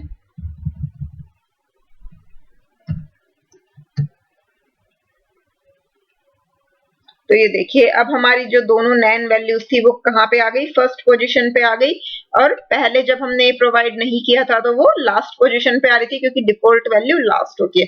हम चाहे तो यहाँ एक्सप्लिसिटली भी लास्ट लिख सकते हैं, बट उसकी कोई जरूरत नहीं है। अगर हमें लास्ट में ही देनी हो तो वो डिफॉल्ट होती ही है, तो हमें ये आर्ग्यूमेंट ही यूज करने की जरूरत है। देखिए, अगर हमने लास्ट दिया तो ये लास्ट में आई, और जब हमने फर्स्ट दिया था तो ये बिगनिंग में जो है वो डिस्प्ले हुई थी। तो इस तरीके से एन पोजीशन जो है वो नैन वैल्यूज की पोजीशन को स्पेसिफाई करता है कि नैन वैल्यूज जो है वो हमारी बिगिनिंग में आनी चाहिए या फिर लास्ट में आनी चाहिए। ओके, अब इसके साथ हमारा सॉर्ट वैल्यू जो है वो कंप्लीट हो गया। हमने असेंडिंग पैरामीटर भी पढ़ लिया, हमने कॉलम नेम्स भी पढ़ लिए, एन पोजीशन इन प्लेस, हमने ऑलमोस्ट सारे आर्ग्यूमेंट्स पढ़ लिए हैं। हमने एक आर्ग्यूमेंट जो यहाँ सॉर्ट वैल्यू में यूज नहीं किया वो कौन सा है, एक्सिस आर्ग्यूमेंट। हमने देखा था हमारे पास जितने आर्ग्यूमेंट थे उनमें से अभी सिर्फ एक एक्सिस ही बचा है। अगर हम एक्सिस, हमारा डिफॉल्ट 0 होता है, तो जब डिफॉल्ट 0 होता है हमारा, तो यानी कि कॉलम के बेसिस पे सॉर्टिंग होती है, और हम बाय की जगह क्या प्रोवाइड करते हैं, कॉलम नेम्स प्रोवाइड करते हैं। लेकिन अगर एक्सेस 1 ले तो वहां पे क्या होता है, रो वाइज डाटा होता है, लेकिन उसकी हमें बहुत रेयर चांस ऐसा होता है कि जब हमें उसकी जरूरत पड़े तो हम उसे जनरली यूज नहीं करते हैं। ठीक है, अब आ जाते हैं नेक्स्ट पार्ट पे। नेक्स्ट है हमारा एग्रीगेशन फंक्शंस। एग्रीगेशन फंक्शंस के बारे में हम ऑलरेडी बहुत कुछ पढ़ चुके हैं, क्योंकि हमने वीडियो का जो फर्स्ट पार्ट था उसमें हमने डिस्क्रिप्टिव स्टैटिस्टिक्स पढ़ा था, और डिस्क्रिप्टिव स्टैटिस्टिक्स में जितने भी फंक्शन थे वो सारे हमारे एग्रीगेशन फंक्शंस ही होते हैं। मिन, मैक्स, सम, मीन, मीडियन, मोड, काउंट, ये जितने भी हमने मेथड्स पढ़े थे वो सारे हमारे क्या थे, एग्रीगेशन फंक्शंस थे। सिर्फ एक दो फंक्शंस ऐसे हैं जो बचे हैं, that is standard deviation and mad. उसके अलावा सारे एग्रीगेशन फंक्शंस हम डिस्क्रिप्टिव स्टैटिस्टिक में ऑलरेडी कंप्लीट कर चुके हैं, तो यहाँ हम सिर्फ उन्हीं दो के बारे में पढ़ेंगे। With large amount of data, most often we need to aggregate the data. जब भी हमारे पास बहुत बड़ी अमाउंट में डाटा होता है तो हमें डाटा को एग्रीगेट करने की जरूरत पड़ती है। एग्रीगेट का मतलब क्या होता है, डाटा को इकट्ठा करने की, कंबाइन करने की जरूरत पड़ती है, so as to analyze it effectively, ताकि हम उसे बहुत इफेक्टिवली जो है एनालाइज कर सकें। Pandas offer many aggregate function. Pandas library हमें बहुत सारे एग्रीगेशन फंक्शंस प्रोवाइड करती है, using which you can get the data and get summary statistics of the data, जिसकी हेल्प से हम डाटा को एग्रीगेट कर सकते हैं और उसकी समरी जो है वो कैलकुलेट कर सकते हैं। ठीक है, most commonly used summarized statistics are the mean and the standard deviation. तो सबसे कॉमनली यूज्ड होने वाली जो स्टैटिस्टिक होती है वो क्या होती है, मीन फंक्शन और स्टैंडर्ड डेविएशन फंक्शन। ठीक है, इसके अलावा भी हमारे पास और बहुत सारे फंक्शंस होते हैं जो कि हम यूज करते हैं अपनी डेली बेसिस पे। The following table summarize some other built-in pandas aggregation. तो ये जो टेबल आपको गिवन है इसमें और भी बहुत सारे फंक्शंस जो है आपको यहाँ देख सकते हो, मीन और स्टैंडर्ड डेविएशन के अलावा भी। There may be other functions as well, but we shall limit our discussion only to these. ऐसा क्यों, क्योंकि हमारे सिलेबस में जो है सिर्फ इतना ही है। पांडास लाइब्रेरी जो है वो बहुत वास्ट होती है, तो अभी हम स्कूल लेवल पे, बेसिक लेवल पे बहुत ज्यादा डिटेलिंग जो है वो नहीं पढ़ते हैं। सिर्फ जितना बेसिक होता है, जितनी रिक्वायरमेंट होती है, हम उतना ही पढ़ते हैं। तो पांडास लाइब्रेरी में और भी फंक्शंस होते हैं, बट हमारे सिलेबस में सिर्फ इतने ही है। काउंट फंक्शन हम ऑलरेडी पढ़ चुके हैं, काउंट, सम, मीन, मीडियन, ये मैंने आपको अभी अभी बताया। जो वीडियो का फर्स्ट पार्ट है उसका डिस्क्रिप्शन बॉक्स में लिंक भी आपको गिवन है, आप वहां से ये सारे डिटेल में देख सकते हैं, जहां मैंने इन सबका आपको प्रैक्टिकल भी करके दिखाया हुआ है। काउंट फंक्शन क्या करता है कि हमारे पास नंबर काउंट करता है कि कितनी एंट्रीज हैं हमारे डाटा सेट में। सम, जैसे अगर हमने डाटा फ्रेम पे अप्लाई किया तो डाटा फ्रेम में कितनी रोज हैं, और अगर हमने कॉलम पे अप्लाई किया तो डाटा फ्रेम में कितने कॉलम्स हैं, उस तरीके से। सम फंक्शन, और एक चीज और होती है काउंट फंक्शन के बारे में कि काउंट फंक्शन जो है सिर्फ नॉन नैन वैल्यूज काउंट करता है। जैसे मान लीजिए अगर हमने किसी पर्टिकुलर कॉलम पे काउंट फंक्शन लगाया तो उस कॉलम में जितनी वैलिड वैल्यूज होंगी काउंट फंक्शन सिर्फ उन्हें ही काउंट करेगा। अगर उस कॉलम के अंदर नैन वैल्यूज होंगी तो काउंट फंक्शन उन्हें काउंट नहीं करेगा। ठीक है, नेक्स्ट सम फंक्शन ये क्या करता है, डाटा का सम कर देता है। जिस भी कॉलम पे अप्लाई किया उस पूरे कॉलम का क्या हो जाएगा, सम हो जाएगा। मीन, मीडियन, ये हमें क्या करता है, कॉलम का मीन कैलकुलेट करके दे देता है, और ये हमें उसका मीडियन कैलकुलेट कर देता है। अब हम तो डाटा फ्रेम पे फंक्शन अप्लाई करते हैं, तो डाटा फ्रेम पे जब हम ये फंक्शन अप्लाई करते हैं तो फंक्शन अप्लाई करने के साथ साथ हम फंक्शन में आर्गुमेंट में क्या प्रोवाइड करते हैं, एक्सेस प्रोवाइड करते हैं।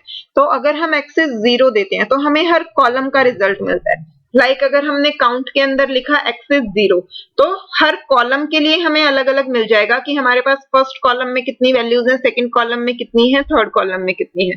अगर हमने एक्सेस 1 लिखा काउंट के अंदर तो क्या मिलेगा कि फर्स्ट रो में कितनी एंट्री है, सेकंड रो में कितनी एंट्री है, थर्ड रो में कितनी एंट्री है। ठीक है, सिमिलरली जब हम सम फंक्शन यूज कर रहे हैं तो अगर हमने सम फंक्शन के अंदर एक्सेस 1 दिया तो हर कॉलम का सम प्रिंट हो जाएगा, और अगर हमने एक्सेस अगर हमने 0 दिया तो हर कॉलम का सम प्रिंट हो जाएगा, और अगर सम फंक्शन के अंदर एक्सेस 1 दिया तो हर एक रो का जो सम है वो प्रिंट हो जाएगा। सिमिलरली मीन मीडियन के केस में अगर हमने एक्सेस 0 दिया तो हर कॉलम का मीन कैलकुलेट हो जाएगा, हर कॉलम का मीडियन कैलकुलेट हो जाएगा, अगर एक्सेस 1 देंगे तो हर रो का हर मीन जो है वो कैलकुलेट हो जाएगा। सिमिलरली मिन मैक्स ये सारे जो है हम पढ़ चुके हैं ऑलरेडी। वेर भी हम पढ़ चुके हैं। वेर किसके लिए होता है?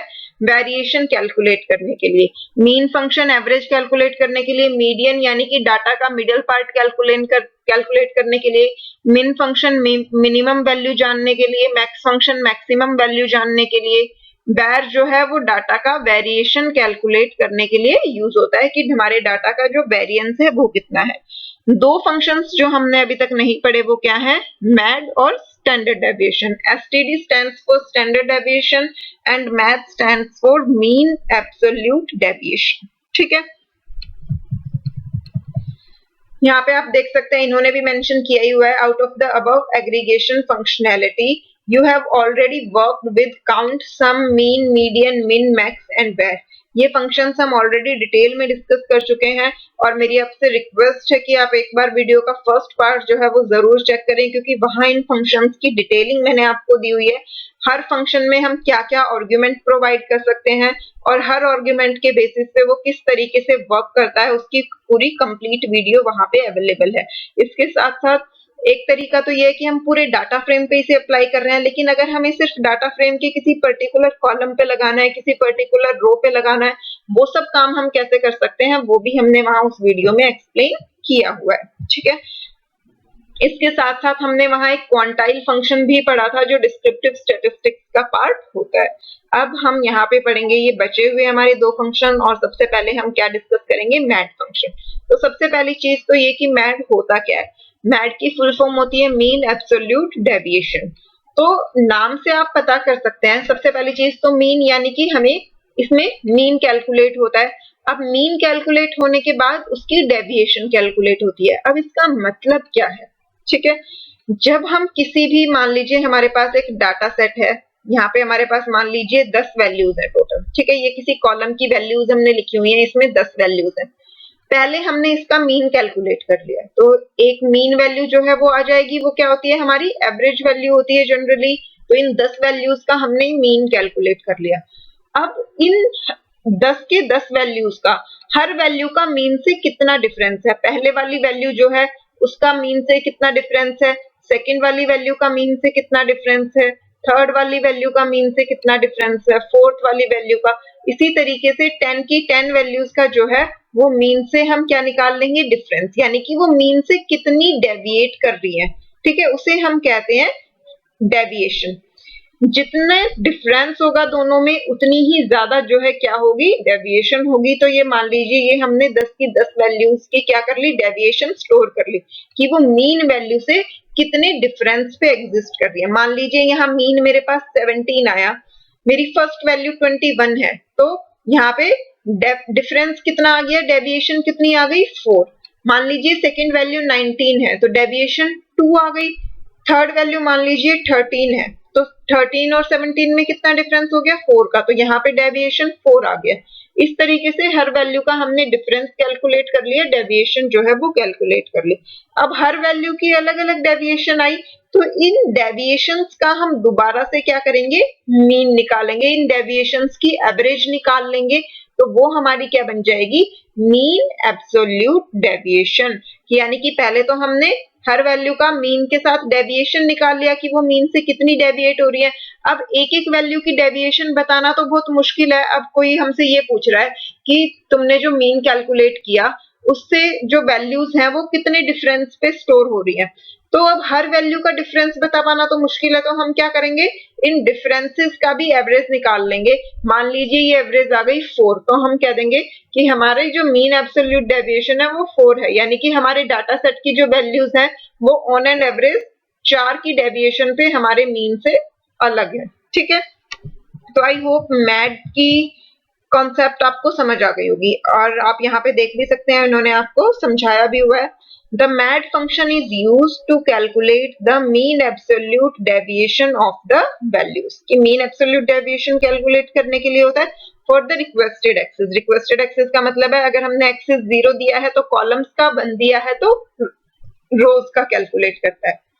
The mean absolute deviation of a set of data is the average distance between each value and the mean, यानी कि जो हमारी वैल्यूज हैं उनका मीन के साथ जो डिफरेंस है उसका एवरेज जो होता है वो क्या कहलाता है, मीन एब्सोल्यूट डेविएशन कहलाता है। ठीक है, अब मैथ्स में तो हमें इतना सारा काम करना पड़ा, पहले हमने वैल्यूज का मीन निकाला, फिर हर किसी की सब्ट्रैक्शन करके उनकी डेविएशन निकाली और फिर उस डेविएशन की एवरेज निकाली, तो वो हमारी मीन एब्सोल्यूट डेविएशन बनी। लेकिन पांडाज में आपको इतना सारा काम करने की जरूरत नहीं है, पांडाज में आपको सिर्फ एक फंक्शन का नाम याद रखना है और उस फंक्शन का नाम क्या है, मैड फंक्शन।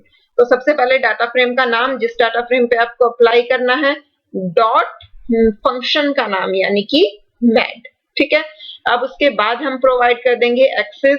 एक्सेस अगर हम 0 देते हैं तो यानी कि कॉलम वाइज, और अगर 1 देते हैं तो रो वाइज जो है कैलकुलेट हो जाएगा। स्किप एनए, स्किप एनए के फुल फॉर्म होती है नल वैल्यूज को स्किप करना। ठीक है, बेसिकली तो इसकी जो होती है यहाँ पे अगर हमने ट्रू दिया है तो वो नल वैल्यूज को कंसीडर नहीं करेगा, उन्हें स्किप कर देगा, और अगर हमने इसे फॉल्स दिया है तो वो नल वैल्यूज को स्किप नहीं करेगा, उन्हें कंसीडर करेगा, उन्हें भी चेक करेगा। ठीक है, तो जब हम ये फंक्शन लगाएंगे तो डाटा फ्रेम का मीन एब्सोल्यूट डेविएशन जो है वो कैलकुलेट हो जाएगा और हमें कोई मैथमेटिकल कैलकुलेशन करने की जरूरत नहीं पड़ेगी। अब यहाँ पे देख सकते हैं एक्सेस की वैल्यू 0 या 1 होती है, स्किप एनए बुलियन वैल्यू होती है, इधर डिफॉल्ट जो है वो क्या होती है, ट्रू, यानी कि बाय डिफॉल्ट वो नल वैल्यूज को स्किप कर देता है, एक्सक्लूड एनए और null values. If an entire row column is NA the result will be NA. तो अगर किसी कॉलम में सिर्फ कुछ वैल्यूज नैन है तो वो रिजल्ट कैलकुलेट करेगा, लेकिन अगर पूरा ही कॉलम नैन है तो उस केस में रिजल्ट भी हमारा क्या आ जाएगा, नैन आ जाएगा। ठीक है, consider the same data frame सेलडेफ। हमने फर्स्ट वीडियो में अभी मैंने आपको दिखाया वो ट्यूटर क्लासेस कंट्री वाला जो डाटा फ्रेम था वो तो हमने हमारे पाइवटिंग के लिए यूज किया था, सेकंड वीडियो में हमने उसे क्रिएट किया था, बट फर्स्ट वीडियो में हमने सेलडेफ डाटा फ्रेम जो ये वो यूज किया था और उसी पे हमने सारे फंक्शंस को अप्लाई किया था। with which you have performed many statistical and aggregation functions in section 2.3, यानी कि पहले वाले सेक्शन में जो डिस्क्रिप्टिव स्टैटिस्टिक का था उसमें हमने यूज किया है। तो we shall work with the same data frame in this section 2, तो हम इस डाटा फ्रेम में भी उसी सेम को यूज करेंगे। बट आप किसी भी डाटा फ्रेम पे फंक्शन अप्लाई कर सकते हो, आपको ऐसा तो कोई जरूरी नहीं है ना कि हमेशा एक ही डाटा फ्रेम है, वो तो रियल लाइफ में हमारे पास जो सी भी एप्लीकेशन होगी उसी पे हम उसे अप्लाई करते हैं। ठीक है, now consider following example that calculate MAD for the data frame CELDEF on both the axes। ठीक है, अब यहाँ पे आपको ये CELDEF डाटा फ्रेम जो है दिखाया हुआ है ताकि आपको पीछे चेक ना करना पड़े। CELDEF डाटा फ्रेम हमारा ये था, इसमें हमारे पास 4 कॉलम्स थे। फर्स्ट कॉलम था 2016, सेकंड कॉलम था 2017, third column 2018 and fourth column है 2019। और इस डाटा फ्रेम में 4 रो है हमारे पास। फर्स्ट रो का नाम है क्वार्टर 1, सेकंड रो है क्वार्टर 2, थर्ड रो है क्वार्टर 3 एंड फोर्थ रो है क्वार्टर 4। तो इस तरीके से हमारे पास 4 क्वार्टर्स जो है वो अवेलेबल है। ठीक है, अब जब हम इस पे फंक्शन अप्लाई करेंगे सेलडेफ डाटा फ्रेम पे तो हम फंक्शन के अंदर एक्सेस प्रोवाइड करेंगे। बाय डिफॉल्ट तो एक्सेस 0 होता है, अगर हम एक्सेस प्रोवाइड नहीं करते तो वो क्या करता है, कॉलम वाइज रिजल्ट देता है। ठीक है, तो आप यहाँ देख सकते हैं जब हमने सिंपली कॉल किया सेलडेफ डॉट मैड, यहाँ हमने कोई एक्सेस प्रोवाइड नहीं किया, कुछ नहीं किया, तो इस केस में हमारा डाटा जो है वो कॉलम वाइज कैलकुलेट हुआ। तो ये देखिए फर्स्ट कॉलम 2016 का मीन एब्सोल्यूट डेविएशन क्या आया, फिर 2017 का मीन एब्सोल्यूट डेविएशन, देन 2018 का mean absolute deviation and then 2019 का मीन एब्सोल्यूट डेविएशन यहाँ पे प्रिंट हो गया। अब नोटिस कीजिए 2000, बाकी सब में तो चलो कैलकुलेशन करना थोड़ा सा डिफिकल्ट होगा क्योंकि इतनी बड़ी बड़ी वैल्यूज हैं, बट आप रिजल्ट को वेरीफाई इससे कर सकते हैं। 2019 का रिजल्ट 0.0 है। क्यों है 0.0? यहाँ पर ये देखिए हमारे पास 2019 वाले कॉलम में ये 4 वैल्यूज हैं, इन चारों वैल्यूज में से 3 वैल्यूज तो नैन है, सिर्फ एक ही वैलिड वैल्यू है। तो जब इस कॉलम का मीन कैलकुलेट होगा तो मीन भी ये सेम आ जाएगा 61,000। तो मीन का और ओरिजिनल वैल्यू का डिफरेंस कितना आ जाएगा, 0। और जब डिफरेंस 0 है तो फिर मीन एब्सोल्यूट डेविएशन भी क्या हो जाएगा, 0 हो जाएगा, इसीलिए यहाँ पे हमारा रिजल्ट क्या आया, 0.0। ठीक है, जब हमने सेलडेफ dot mad axis is equal to 1 provide किया, एक्सिस इज इक्वल टू 1 का मतलब क्या है, रो वाइज डाटा कैलकुलेट होगा। तो अब यहाँ आप देख सकते हैं पहले फर्स्ट रो यानी कि क्वार्टर 1 का मीन एब्सोल्यूट डेविएशन प्रिंट हुआ, उसके बाद सेकंड रो यानी कि क्वार्टर 2 का मीन एब्सोल्यूट डेविएशन प्रिंट हुआ, उसके बाद थर्ड रो यानी कि क्वार्टर 3 का मीन एब्सोल्यूट डेविएशन, और उसके बाद क्वार्टर 4 का मीन एब्सोल्यूट डेविएशन जो है वो काउंट हुआ। ठीक है, तो इस तरीके से हम जितने भी हमारे स्टैटिस्टिकल एग्रीगेशन फंक्शंस होते हैं हम उन सबको इसी सेम तरीके से जो है वो यूज करते हैं।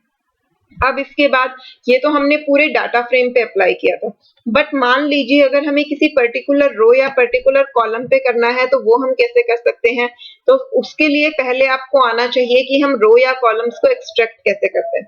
अब अगर हमें डाटा फ्रेम की सिर्फ क्वार्टर थर्ड वाली रो यानी कि हमें सिर्फ इस वाली रो का जो है वो मीन एब्सोल्यूट डेविएशन निकालना है, बाकी किसी कॉलम रो से हमें कोई मतलब नहीं है, तो उसके लिए पहले हमें ये रो एक्सट्रैक्ट करनी पड़ेगी। और रो को एक्सट्रैक्ट करने के लिए हम कौन सा मेथड यूज करते हैं, डॉट एलओसी। ये हमारे डाटा फ्रेम की बेसिक वीडियोस में भी एक्सप्लेन्ड है, और मैंने आपको एडवांस की जो फर्स्ट वीडियो है डिस्क्रिप्टिव स्टैटिस्टिक वाली उसमें भी ब्रीफ में बताया है, बट डिटेल में जो है वो बेसिक वीडियोस का आई थिंक 5th-6th पार्ट है, वहां पे ये सारा जो है वो डिस्कस किया हुआ है। तो डाटा फ्रेम का नाम डॉट एलओसी और उसके साथ स्क्वायर ब्रैकेट में हम रेंज प्रोवाइड करते हैं, तो वहां हमने रो का नाम दे दिया क्वार्टर 3 और कॉलम्स के लिए एम्प्टी कॉलम लगा दिए। इसका मतलब है स्टार्टिंग से लेके लास्ट तक के सारे कॉलम सिलेक्ट हो गए, तो क्वार्टर 3 के सारे कॉलम्स सिलेक्ट हो गए, तो यानी कि ये पूरी एंटायर रो जो है वो सिलेक्ट हो गई। अब इस रो पे फंक्शन लगा दिया मीन एब्सोल्यूट डेविएशन का, तो इससे हमारा क्या डिस्प्ले हुआ, सिर्फ थर्ड रो का मीन एब्सोल्यूट डेविएशन जो है वो डिस्प्ले हो गया। अगर हमें सिर्फ थर्ड और फोर्थ रो का चाहिए तो हम एलओसी के अंदर यहाँ पे थर्ड से लेके फोर्थ रो की रेंज प्रोवाइड कर देंगे। कॉलम्स अगेन हमें सारे चाहिए, तो कोमा लगा के कॉलम्स के लिए हमने एम्प्टी कॉलम लगा दिया, और जब हमारी ये रोज एक्सट्रैक्ट हो गई तो डॉट लगा के फंक्शन अप्लाई कर दिया। अब इस केस में हमारा क्या हुआ कि यहाँ पे हमारे पास दो रो हैं, यानी कि ये क्वार्टर 3 और ये क्वार्टर 4, यानी कि बेसिकली ये एक तरीके से क्या बन गया, हमारा एक डाटा फ्रेम ही बन गया, जिस डाटा फ्रेम में दो रो हैं और कितने कॉलम है, 4 कॉलम्स है। अब यहाँ पे हमने एक्सिस प्रोवाइड नहीं किया, अब एक्सिस प्रोवाइड नहीं किया तो डाटा जो है वो कैसे स्टोर होगा, कॉलम वाइज स्टोर होगा। इस केस में तो एक सिंगल ही रो थी, तो वन डायमेंशनल डाटा था, डाटा फ्रेम था ही नहीं, सीरीज थी वो, तो इसलिए एक वैल्यू कैलकुलेट हो गई। बट यहाँ पे तो ये डाटा फ्रेम बन गया, दो रो है और 4 कॉलम्स, तो इस केस में हमारा जो है क्योंकि हमने एक्सेस नहीं दिया तो कॉलम वाइज डिस्प्ले होगा। तो पहले 2016 की वैल्यू डिस्प्ले हुई, देन 2017 की, देन 2018 एंड 2019 की।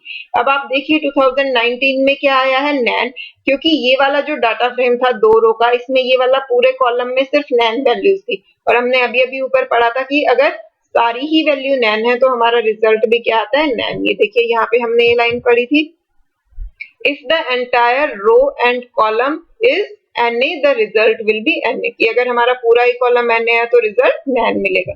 तो जब हमने पूरे डाटा फ्रेम पे अप्लाई किया था उस टाइम तो क्या था, हमारा एक जो थी वो वैलिड वैल्यू थी और बाकी सब नैन थी, तो इसलिए हमारा यहाँ पे ये 0 आया था। बट इस बार दोनों ही वैल्यूज नैन है तो हमारा रिजल्ट क्या आ गया, नैन आ गया। ठीक है, आई होप ये चीज सबको समझ आ गई होगी। फिर भी अगर आपको कोई भी डाउट है तो आप अपने डाउट्स जो है वो कमेंट करके पूछ सकते हैं। हम इसे एक बार प्रैक्टिकली भी रन करके देख लेते हैं।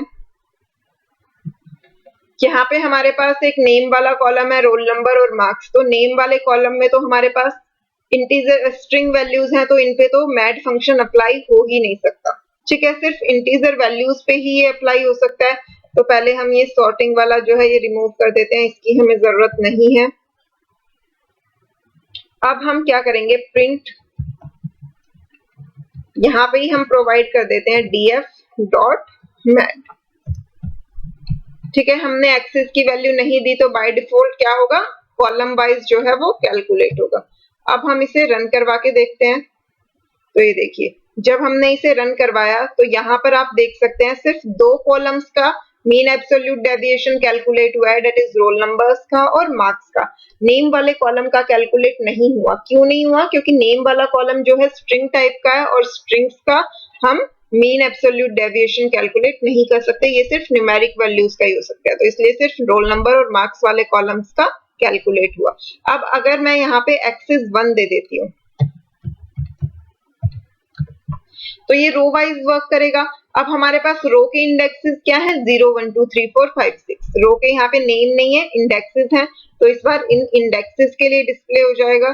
तो हम ये रन करेंगे तो ये देखिए सबकी सारी रोज के लिए जो है वो डिस्प्ले हो गया। ठीक है, तो आई होप ये चीज सबको समझ आ गई होगी कि मैथ फंक्शन जो है वो किस तरीके से वर्क करता है। अब देखते हैं हमारा नेक्स्ट फंक्शन। नेक्स्ट फंक्शन है हमारा स्टैंडर्ड डेविएशन। स्टैंडर्ड डेविएशन के लिए फंक्शन यूज होता है std। The standard deviation function the std function calculate the standard deviation of the given set of numbers, यानी कि हमारे पास जो डाटा है उसका स्टैंडर्ड डेविएशन निकाल देता है। Standard deviation of data frame, standard deviation of columns और स्टैंडर्ड डेविएशन ऑफ रोज। हमारे एक्सिस पे डिपेंड करता है, हमारी सिलेक्शन पे डिपेंड करता है कि हम पूरे डाटा फ्रेम का कैलकुलेट कर रहे हैं, सिर्फ कॉलम्स का कर रहे हैं या फिर सिर्फ रो का कर रहे हैं। तो आप यहाँ देख सकते हैं अगर हमने celdef.std किया तो पूरे डाटा फ्रेम का कैलकुलेट हुआ लेकिन कॉलम वाइज कैलकुलेट हुआ। ठीक है, सिमिलरली अगर हमने एक्सिस इज इक्वल टू 1 दिया तो उस केस में क्या हुआ? रो वाइज कैलकुलेट हुआ और पूरे डाटा फ्रेम का कैलकुलेट हुआ क्योंकि पूरे डाटा फ्रेम पे अप्लाई किया था। बट अगर हमने डाटा फ्रेम को सबसेट फाइंड आउट कर लिया, ये देखिए celdef.loc, अब यहाँ आप देखिए हमने क्या किया है, एक पर्टिकुलर कॉलम सेलेक्ट किया है। LOC के अंदर देखिए पहले हमने एम्प्टी कॉलम लगाया यानी कि सारी की सारी रोज जो है वो सिलेक्ट हो गई। अब उन रोज का कॉलम कौन सा सिलेक्ट हो रहा है? सिर्फ और सिर्फ 2007 वाला कॉलम। आप यहाँ देख सकते हैं ये सिर्फ हमने कोई इस पे फंक्शन नहीं लगाया, अभी हमने सिर्फ कॉलम एक्सट्रैक्ट किया और उसे प्रिंट करवाया। तो यहाँ पे आप देखिए ये क्या डिस्प्ले हुआ है, 2017 वाले कॉलम की सारी वैल्यूज जो है वो डिस्प्ले हो गई। और अब जब इस पे हमने स्टैंडर्ड डेविएशन फंक्शन लगाए, देखिए ये सेम इतना पार्ट ऊपर वाला है, अब इसके ऊपर जब हमने स्टैंडर्ड डेविएशन फंक्शन लगाया तो सिर्फ ये इस 2017 वाले कॉलम का स्टैंडर्ड डेविएशन जो है वो डिस्प्ले हो गया। तो इस तरीके से हम स्टैंडर्ड डेविएशन जो है वो कैलकुलेट कर सकते हैं। हम इसे यहाँ पे रन करके देख लेते हैं एक बार। अगर हमने सिंपली डाटा फ्रेम पे std कॉल किया यानी कि सारे कॉलम्स का स्टैंडर्ड डेविएशन कैलकुलेट हो जाएगा। ये देखिए ऑब्वियसली स्टैंडर्ड डेविएशन सिर्फ न्यूमेरिक वैल्यूज का होता है तो नेम का नहीं हुआ, सिर्फ रोल नंबर और मार्क्स का स्टैंडर्ड डेविएशन जो है वो कैलकुलेट हो गया। अब अगर मैं यहाँ एक्सिस 1 दे देती हूँ तो इस केस में क्या होगा, सारी रोज का स्टैंडर्ड डेविएशन जो है वो कैलकुलेट हो जाएगा। ये देखिए 0 1 2 3 जितनी भी हमारी 7 रोज थी सारी की सारी रोज का स्टैंडर्ड डेविएशन जो है वो कैलकुलेट हो गया। अगर हमें डाटा फ्रेम के किसी पर्टिकुलर कॉलम को एक्सेस करना है तो उसके लिए हम क्या करेंगे, ये देखिए यहाँ पे हमने पहले एम्प्टी यानी कि सारी रोज कर ली सिर्फ एम्प्टी कॉलम लगा के। अब हमने यहाँ कॉलम का नाम दे देते हैं, हमारे कॉलम का नाम, एक हमारे पास न्यूमेरिक कॉलम है मार्क्स तो हम वो नाम ले लेते हैं। ठीक है, और ये स्क्वायर ब्रैकेट को क्लोज कर दिया। अब जब हम इस पे रन करेंगे तो हमारा क्या होगा, सिर्फ मार्क्स वाले कॉलम का जो है slice none none none marks is invalid key, हमने सिंटैक्स में कुछ मिस्टेक की है यहाँ पे। ये देखिए हमने मेथड का नाम ही नहीं लगाया df.loc। ठीक है, अब हम इसे रन करके देखते हैं। जब हमने एक ही कॉलम लिया है तो हमारे पास एक्सेस भी नहीं हो सकता। जब हम प्रैक्टिकल करके देखते हैं तो हमें हमेशा एरर्स पता चलते हैं कि हम क्या मिस्टेक कर रहे हैं। अब देखिए हमने पहले वाला जो रन किया उसमें हमने एक्सेस 1 लिया हुआ था, जब हम ये लिख रहे थे हम एक्सेस 1 हटाना भूल गए, जबकि हमने सिंगल कॉलम लिया है तो ऑब्वियसली हम यहाँ एक्सेस 1 दे ही नहीं सकते, तो वो एरर दे रहा था। और पहले हमने यहाँ फंक्शन का नाम नहीं लिखा था। तो जब हम प्रैक्टिकली चीजें करते हैं तो हमें सिंटैक्स पता चलते हैं और इस तरीके से हमें सिंटैक्स जो है वो लर्न करने में भी आसानी होती है। तो पहले हमने एक डाटा फ्रेम का एक सिंगल कॉलम जो है वो एक्सट्रैक्ट किया मार्क्स कॉलम और फिर उस कॉलम का स्टैंडर्ड डेविएशन निकाला तो मार्क्स वाले कॉलम का स्टैंडर्ड डेविएशन आप यहाँ से चेक कर सकते हैं, क्या आया 12.1635। आप चाहें तो इसे वेरीफाई भी कर सकते हैं। मैं यहाँ से ये हटा देती हूँ। पूरे डाटा फ्रेम पे जब हम इसे रन करेंगे तो भी मार्क्स वाले कॉलम का स्टैंडर्ड डेविएशन इतना ही आएगा। ये देखिए मार्क्स वाले कॉलम का स्टैंडर्ड डेविएशन अब भी वही है 12.1635 उस तरीके से, ठीक है। तो इस तरीके से हम अलग अलग तरीके से स्टैंडर्ड डेविएशन जो है वो कैलकुलेट कर सकते हैं डाटा फ्रेम्स पे। तो हमारे दो ही एग्रीगेशन फंक्शन बचे थे, मैड और एसटीडी, वो भी हमने कवर कर लिए, ठीक है। अब इसके बाद आ जाता है हमारा हिस्टोग्राम। हम यहाँ हिस्टोग्राम को डिटेल में डिस्कस नहीं करेंगे क्योंकि इस चैप्टर में हिस्टोग्राम का इतना रोल नहीं है। जब हमारा फर्स्ट यूनिट का नेक्स्ट पार्ट स्टार्ट होगा डाटा विजुअलाइजेशन, तो डाटा विजुअलाइजेशन में हम पाइपलॉट लाइब्रेरी यूज करेंगे और वहां पे पाइपलॉट के हिस्ट फंक्शन की हेल्प से हम हिस्टोग्राम्स को ड्रॉ करेंगे और वहां हम ये बहुत डिटेल में डिस्कस करेंगे।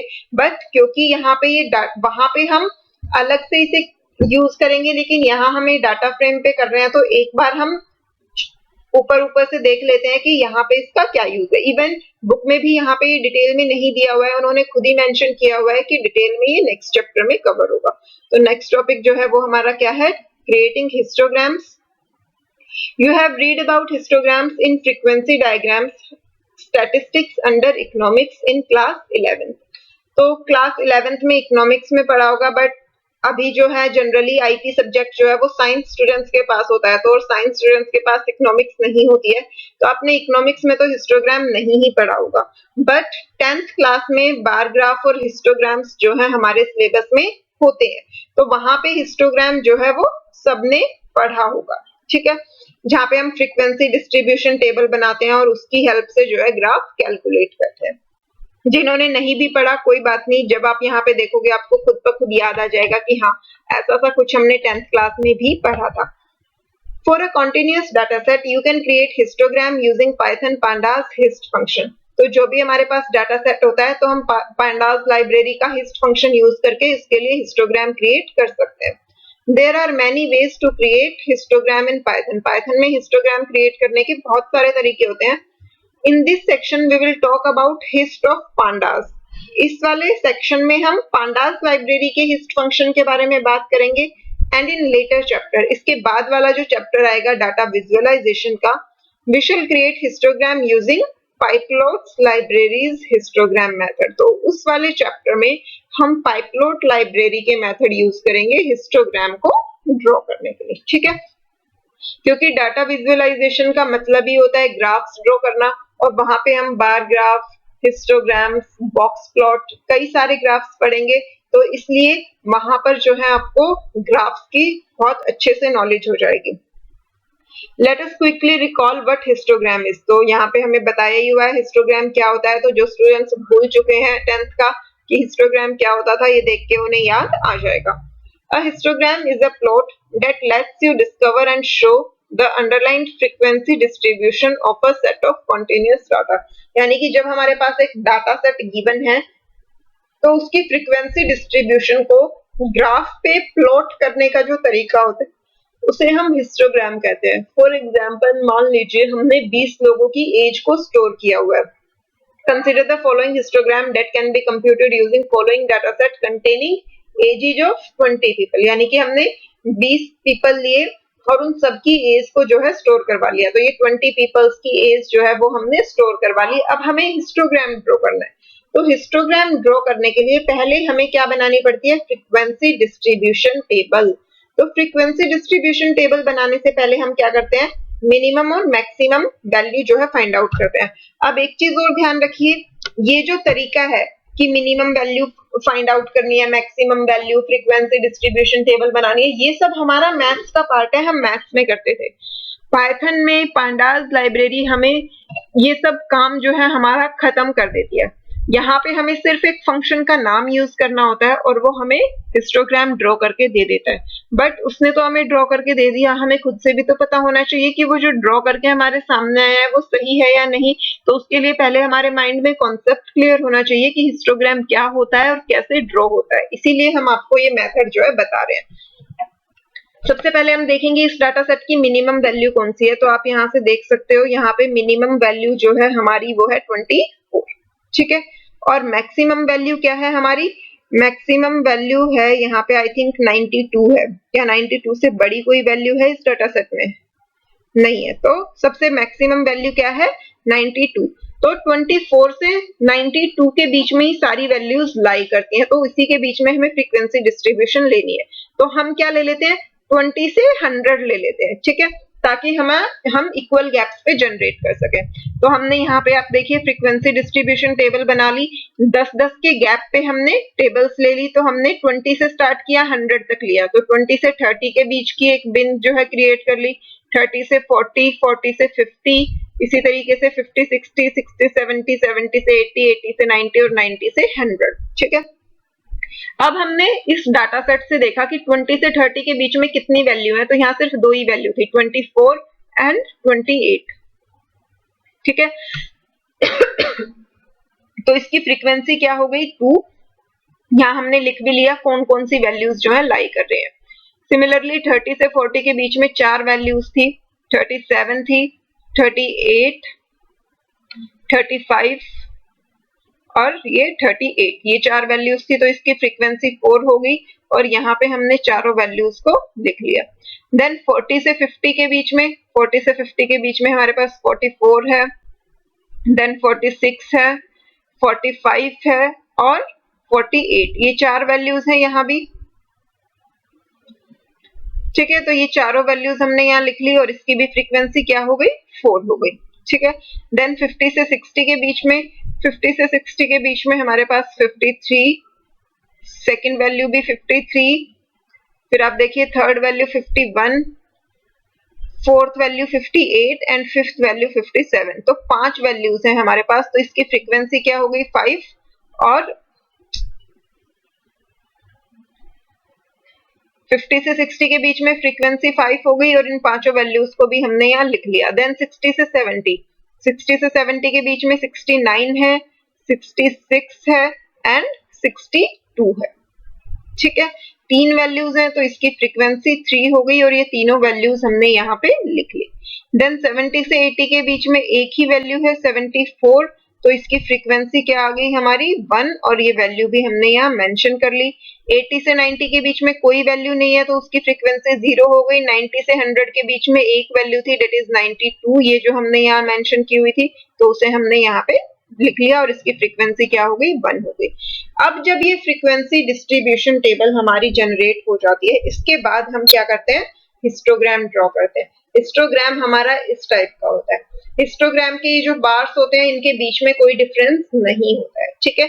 यहाँ आप जो डिफरेंस देख रहे हैं वो किसी रीजन से है, बट बेसिकली अभी बताऊंगी क्यों, लेकिन बेसिकली हिस्टोग्राम्स के बीच में जो है गैप नहीं होता है, ठीक है। यहाँ एक्स एक्सिस पे जो वैल्यूज होती हैं वो किसकी होती हैं? हमारी बिन वाली वैल्यूज होती हैं, जो आप देख सकते हैं यहाँ पे 20 से स्टार्ट होके 100 तक थी, तो ये वही 20, 30, 40, 50, 60, 70, 80, 90, 100 इस तरीके से ये यहाँ पे आ गई। इधर जो वैल्यू होती है ये रैंडमली जनरेट हो जाती हैं, ये हमारी डिपेंड करती है फ्रीक्वेंसी पे। आप यहाँ से देख सकते हैं हमारी फ्रीक्वेंसी 0 से 5 के बीच में लाई कर रही है, तो हमने यहाँ 0 से 5 तक जो है ड्रॉ कर लेंगे। कितने का गैप ले रहे हैं वो हमारी मर्जी होती है। अब यहाँ पर देखिए 20 से 30 की फ्रीक्वेंसी क्या थी? 2, तो ये 20 से 30 के बीच वाला जो बार है वो कहाँ तक गया? हमारा 2 तक गया, ठीक है। 30 से 40 के बीच में 4 तक थी, तो ये वाला बार हमारा 4 तक आया। इसके बाद 40 से 50 की भी हमारी 4 थी फ्रीक्वेंसी, तो ये वाला बार भी कहाँ तक आया? 4 तक आया। इसके बाद 50 से 60 की फ्रीक्वेंसी कितनी थी? 5, तो ये हमारा और ऊपर तक गया यानी कि 5 तक गया। इसके बाद 60 से 70 जो था उसकी फ्रीक्वेंसी 3 थी, तो वो कहाँ तक आया? 3 तक आया, तो ये यहाँ पे 3 के लिए जनरेट हो गया, 3 तक इसकी फ्रीक्वेंसी गई। देन 70 से 80 की फ्रीक्वेंसी 1 थी। अब 80 से 90 की फ्रीक्वेंसी क्या है? 0, तो इसलिए यहाँ पर कोई बार ड्रॉ नहीं हुआ। वैसे गैप नहीं होता है, बट क्योंकि अब फ्रीक्वेंसी ही 0 है तो इसलिए ये यहाँ पे ब्लैंक आ गया। 90 से 100 की भी फ्रीक्वेंसी क्या थी? 1, तो वो 1 फ्रीक्वेंसी तक ड्रॉ हो गया। और ये होता है हमारा हिस्टोग्राम, जो कि इस तरीके से ड्रॉ हो जाता है। आई होप ये पॉइंट सबको क्लियर हो गया होगा कि हिस्टोग्राम क्या होता है, और इसे देख के आपको याद भी आ गया होगा कि हाँ 10th क्लास में आप इस तरीके से ग्राफ ड्रॉ करते थे और इस तरीके से फ्रीक्वेंसी डिस्ट्रीब्यूशन टेबल भी बनाते थे। Notice that unlike a bar chart, there is no gap between the bars. तो आप यहाँ पे देख ही सकते हो कि bars के बीच में कोई gap नहीं है। Although some bars might be absent, reflecting no frequency. तो कुछ बार may be absent हो सकते हैं क्योंकि उनकी frequency 0 है। This is because the histogram represent a continuous set. और ऐसा क्यों होता है? क्योंकि histogram जो है वो continuous data को represent करता है। And there are no gaps in the data, और डाटा के बीच में यहाँ पे कोई गैप्स नहीं होते हैं, क्योंकि आप यहाँ देख सकते हैं 20 से 30, 30 से 40, 40 से 50, 50 से 60 सारा कॉन्टिन्यूअसली है, कोई भी गैप नहीं है यहाँ पे, ठीक है। To create histogram from a data frame you can use hist function. तो अभी जो हमने इतना सारा मैथमेटिकल फंक्शन पढ़ा, पाइथन में आपको ये सब कुछ करने की जरूरत नहीं होती है, आपको सिर्फ एक फंक्शन यूज करना है, that is hist function of data frame.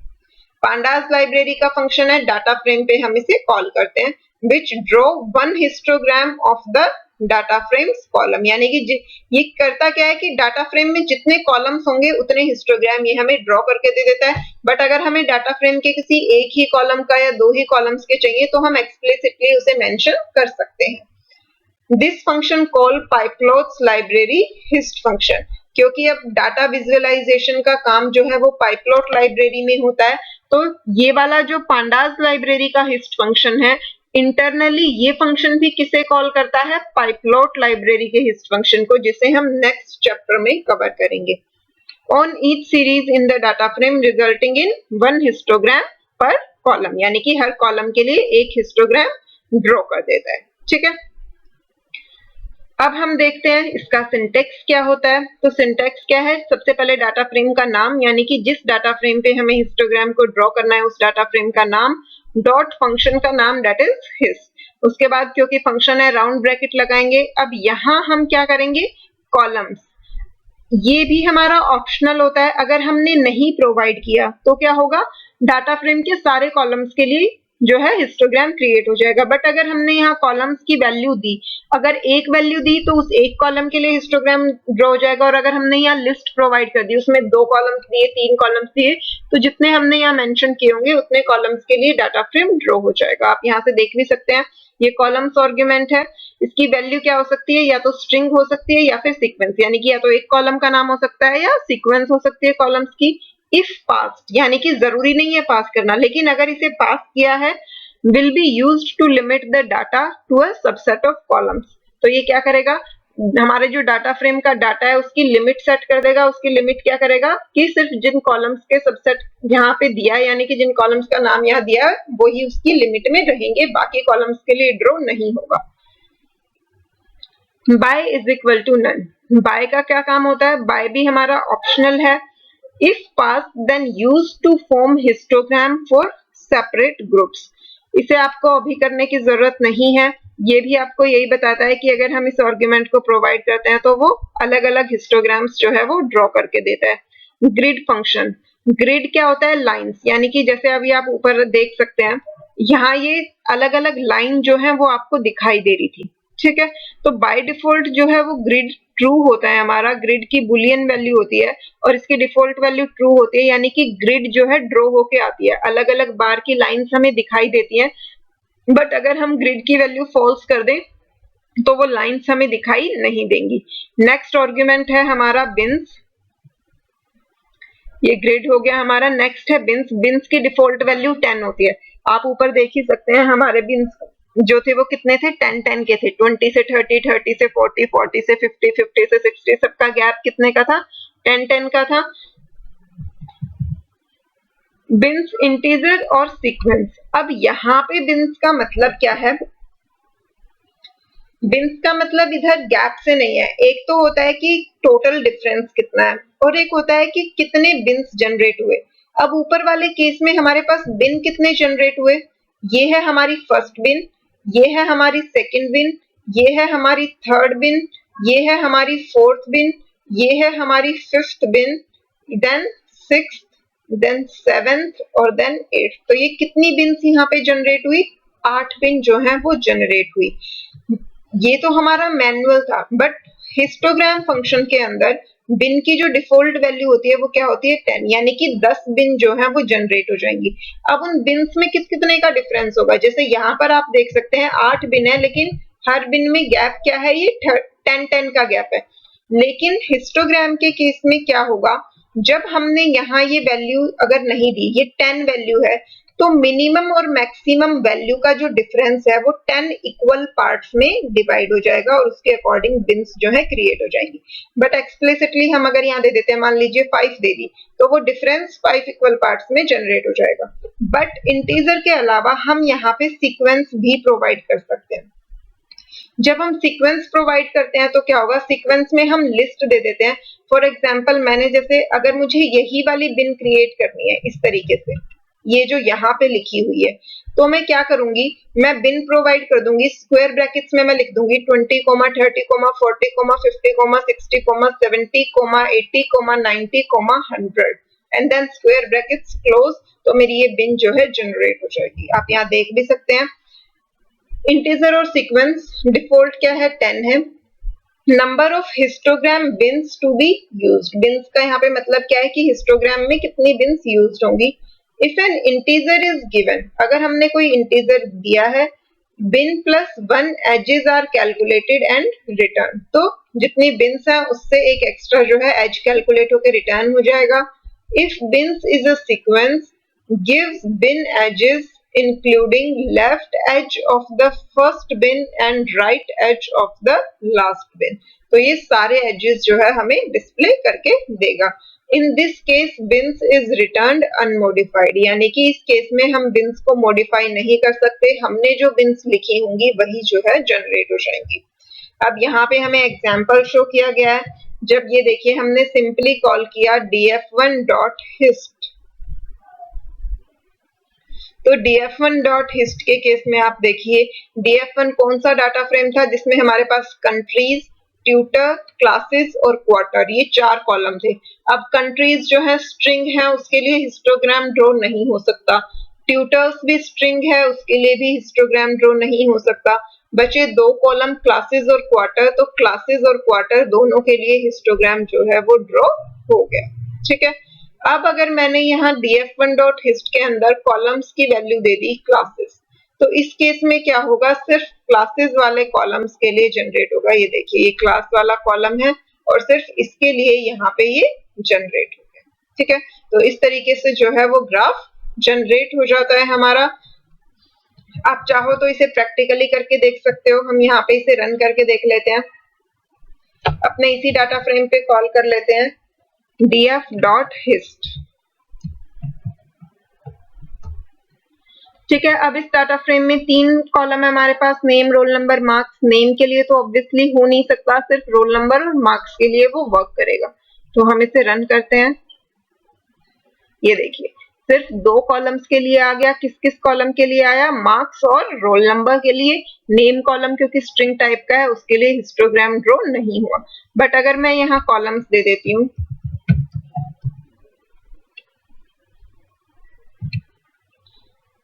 Columns is equal to, मान लीजिए मैंने दे दिया रोल नंबर,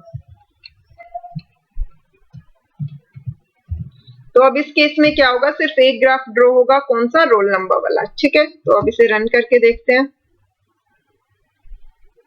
ये देखिए इस केस में सिर्फ और सिर्फ किसका ड्रॉ हुआ है, रोल नंबर्स के लिए draw.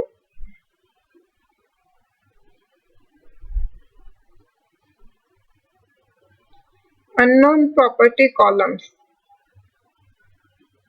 why it is showing unknown property? Okay, it's just column not columns। अब इसे रन करते हैं। ये देखिए अब ये क्या हुआ है, सिर्फ किस कॉलम के लिए प्रिंट होगा, रोल नंबर के लिए। ये आप यहाँ से देख सकते हैं, ये हमारा सिर्फ और सिर्फ किसके लिए प्रिंट हुआ, रोल नंबर वाले कॉलम के लिए प्रिंट हुआ। इस बार क्लासेस के लिए प्रिंट, सॉरी मार्क्स के लिए प्रिंट नहीं हुआ। बट हम चाहें तो यहाँ पे मार्क्स दे सकते हैं, उस केस में क्या होगा, सिर्फ मार्क्स वाले के लिए प्रिंट होगा, रोल नंबर के लिए प्रिंट नहीं होगा। तो अब इसे रन करके देखते हैं। ये देखिए इस बार किसके लिए प्रिंट हुआ, सिर्फ और सिर्फ मार्क्स के लिए जो है प्रिंट हुआ है। ठीक है, तो आई होप ये चीज सबको समझ आ गई होगी। फिर भी किसी भी स्टूडेंट को कोई भी डाउट है तो आप अपने डाउट्स जो हैं वो कमेंट करके पूछ सकते हैं। ठीक है, इसके साथ ही साथ हम आज वाली वीडियो यहीं पे फिनिश करते हैं। नेक्स्ट पार्ट जो स्टार्ट हो रहा है वो हमारा है फंक्शनल एप्लीकेशन। डाटा फ्रेम पे फंक्शनल एप्लीकेशन क्या होती है, 3 मेथड होते हैं इसमें, पाइप, अप्लाई और अप्लाई मैप। उनके बारे में हम डिटेल में नेक्स्ट वीडियो में पढ़ेंगे, क्योंकि उसके लिए सेपरेट वीडियो ही सही रहेगी। और आज की वीडियो ऑलरेडी काफी हो गई है। आई थिंक एक क्लास में इतने ही टॉपिक्स हमें मैक्सिमम कवर करने चाहिए, अदरवाइज चीजें समझ आनी शायद बंद हो जाएंगी स्टूडेंट्स को। तो नेक्स्ट क्लास में हम फंक्शनल एप्लीकेशन स्टार्ट करेंगे। तब तक के लिए आप आज वाली क्लास को अच्छे से रिवाइज कीजिए। इवन अगर आपने प्रीवियस वीडियोस नहीं की है इस चैप्टर की अब आज 3 वीडियोस हो गई हैं हमारी। फर्स्ट वीडियो में डिस्क्रिप्टिव स्टैटिस्टिक हमने किया, देन सेकंड में पाइवेटिंग हमने की थी डाटा फ्रेम पे, और थर्ड में आज हमने पहले सॉर्टिंग की, उसके बाद एग्रीगेशन फंक्शन किया और फिर हिस्टोग्राम के बारे में हमने पढ़ा। तो इस सारे पार्ट को आप अच्छे से रिवाइज कीजिए। आपको जहां भी जो भी डाउट्स आ रहे हैं वो कमेंट करके पूछिए, और फिर उसके बाद हम नेक्स्ट क्लास में जो है फंक्शनल एप्लीकेशंस के बारे में पढ़ेंगे। Okay, bye bye.